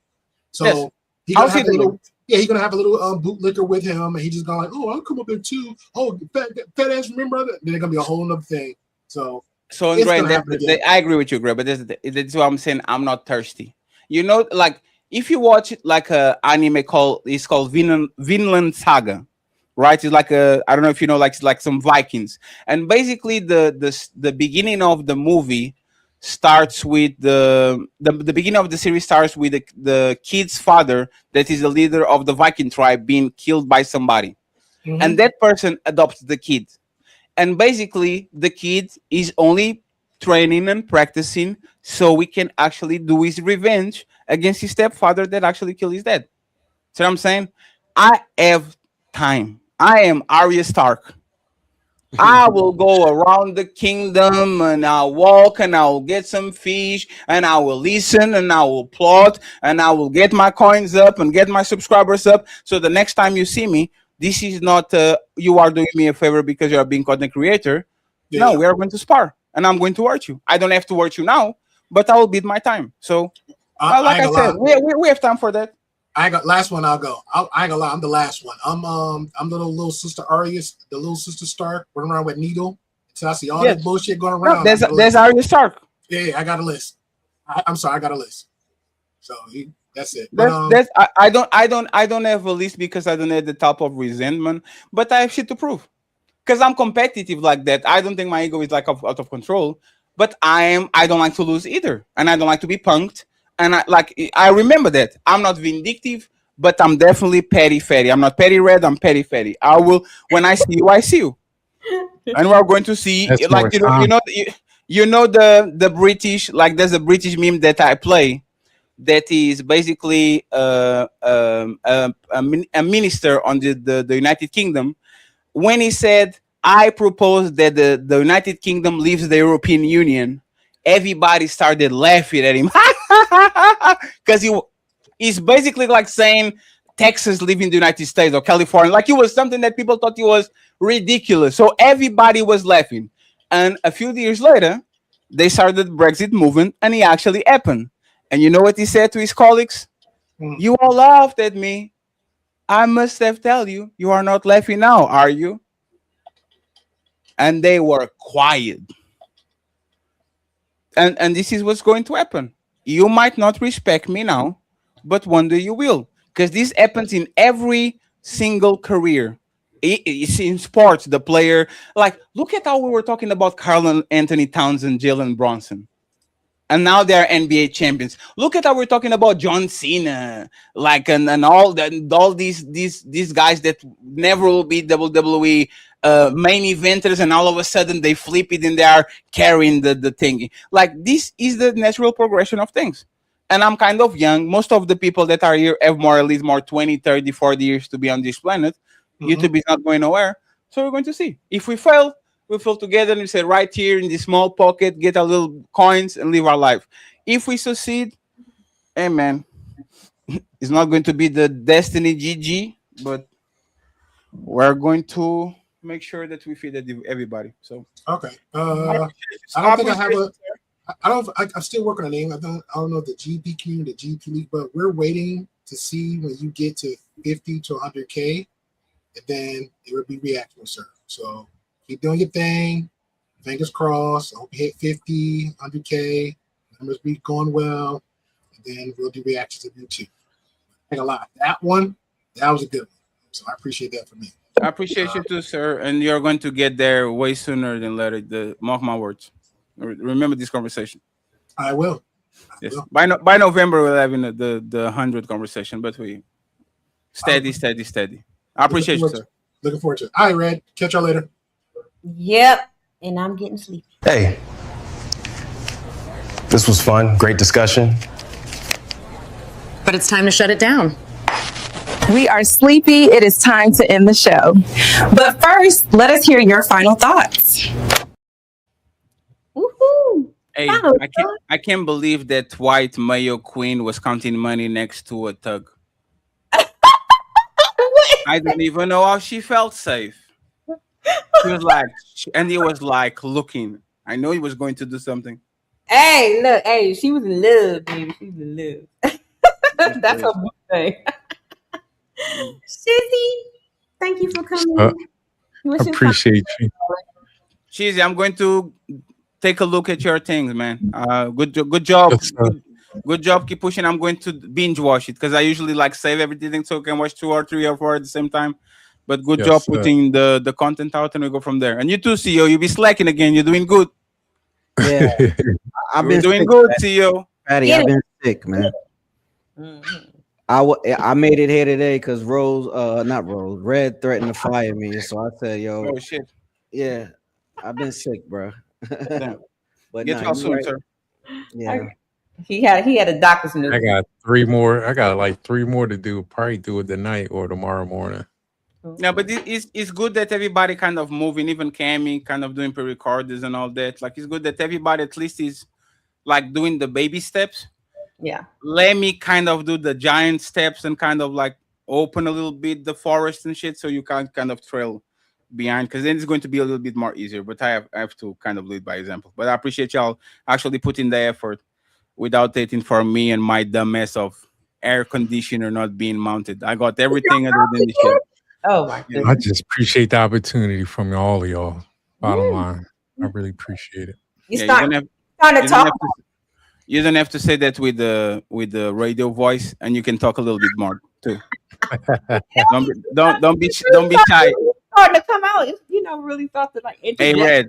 I was like, go ahead. Once you see he's getting too quiet, change his name from Cheese to Shy or something like that. So he actually can remember of actually pushing himself and actually introducing himself to the conversation, man. But I appreciate you, brother. You're doing great. Yes. CEO, you got any last words? Yeah, for the losers right now, we'll be later to win. The times are changing. Nino, you on mute? Uh-oh. Nino might be asleep. Nino probably went to sleep. Nino sleep. He went to sleep before you.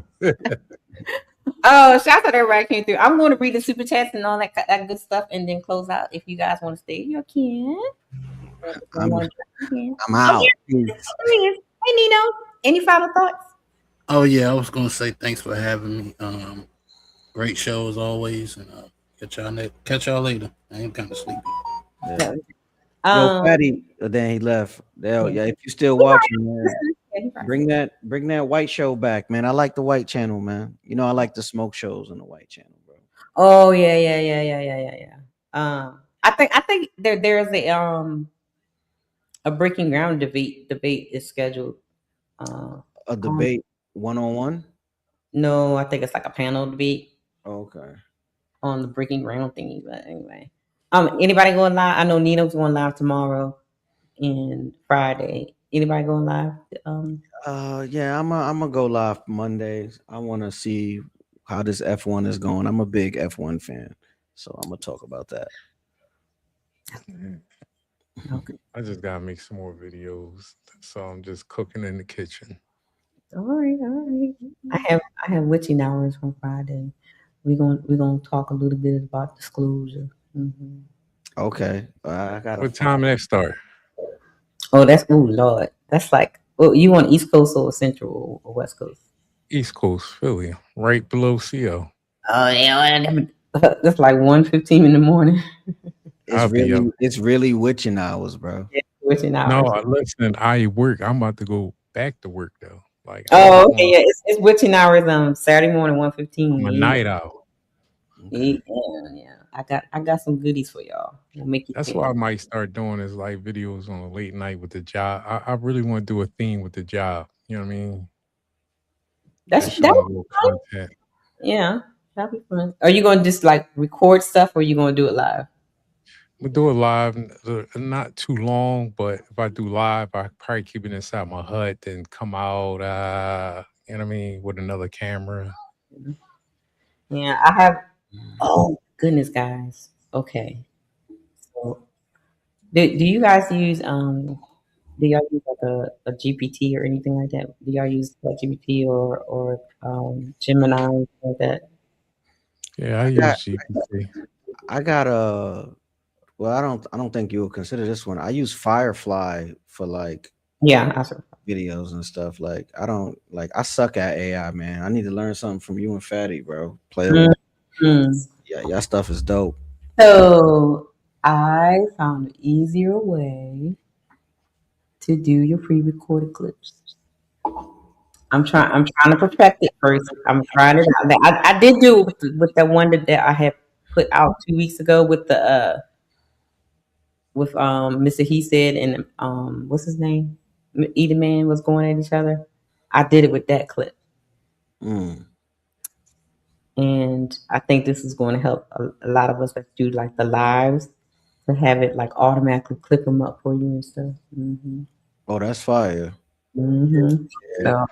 So hopefully by next week I'll have it so then I can show everybody how to do it, so it'll be easier for all of us that's going to do like pre-recorded or clip up our long form, things. So I'm old school with it, man. When I clip it up, I just throw it in Premiere and just start, because I do production, so yeah. I just do it the old school way. This way, all I did was I just put the number in and does it for me. Oh wow! Clip it up. And it clips it up and put it in a folder for you and everything. Oh yeah, let me get that. I could add that to the Premiere. That's Premiere. I was like, yes. That's not the Premiere. That'll help me take on more clients, honestly. Yeah. Because I gotta sit here and manually edit, like so. Nope. It doesn't. Yeah. I look. When I had to write a code for it, so I'm trying. Oh, you write code? I wrote code for it, and it's looking good too. It's like I tried it out today, and it was precise. I was like, yeah. Okay, write one for Premiere, and I'll buy it. I can let you read this super chat real quick, y'all. All right, I'm gonna go. Peace. Thanks for having me. Guys. Thank you. All right. Shouts out to Miss She said support the stream. Then shouts out to brother says he gifted 1 membership. And then Miss She Said gifted their side 1 membership. And then brother gifted their side another membership. We gotta get y'all monetized, CEO and Shitty. Mrs. She said $2 and said support the stream. And then she sent one on the other side and said support the stream. Child, I guess it's supposed to be King. So okay, whatever. Solitude is really shit ever. You can sit and dissect the bullshit from reality. I'm a loner, but I can be sociable. I stay out of the way. Yeah, I can deal with that. LC came through and she became a member. Thank you, LC. Then T.O. with the 10 says, I'm getting tired of y'all coming for base CO. Who? Can you drop off Freddie for 10 seconds? Oh my God. Wait a minute. Who he was coming for? Lord Jesus. I don't know. Anyway, thank you, Shitty, for coming and hanging out with me tonight. Everybody, you guys, I guess the rest of us, if we're not going to be up, we can be meeting in Discord, hang out, whatever. Or if you're going to work, be safe and all that other good stuff. Y'all have a good night. And y'all know what I say. Bye. Yeah. It's deeper than the surface, deeper than the grind. I just wanna know what's on a real man's mind. Let's build something sacred. I ain't trying to guess you, stress you, or finesse you. I just wanna bless you, see what's really in your mental. Not the armor or the mask that you wrestle, but that inner voice that whispers. When it's gentle, got my ears wide, heart open, no shade, no judgment in this room, you can lay your pain. Tell me what it's like to carry all that weight. Be the rock, the leader, but still feel the strain. Talk to me, king, I ain't here to fix, just here to feel, soaking every bit. You ain't gotta rhyme it or keep it slick. I'm listening deep, I wanna hear what ticks. Blueprint to a man starts, it starts by listening. Let him speak truth, no fear, no imprisonment. Open space, real talk, I'm just vibing in. Trying to know the heart that beats beneath the skin, yeah. I just wanna know your mind. Every corner, every climb. You ain't gotta hide behind, just let it go, take your time. Tell me about your father or the lack of his touch. Did that teach you silence or teach you to clutch? What do you dream when the world ain't tough? What do you need when strong ain't enough? With the joy that you bury in the grind? What fears dance in the back of your mind? Who taught you love? Who taught you war? What's the wound you still trying to ignore? You ain't soft for expressing what's inside. That's king energy, that's real pride. I ain't scared of your tears or your cries. I'm here to witness, not just blueprint to a man's thought. Starts by listening, not by pushing, pressing, or conditioning. This space sacred, this bond glistening. Truth in your tone I find, strength in it, yeah. I just wanna know your soul, not just what you control. This ain't no casual stroll, I'm here for the whole, yeah, the whole. No interruptions, no, should've said. Just say it raw, say it how it's in your head. You ain't gotta bleed, just speak your thread. I hold the story, every word you said. So when you ready, I'm still here. A woman with ears that don't just hear. I build temples with your truth, cause knowing you, that's the proof. Blueprint to a man's thoughts. Starts by listening.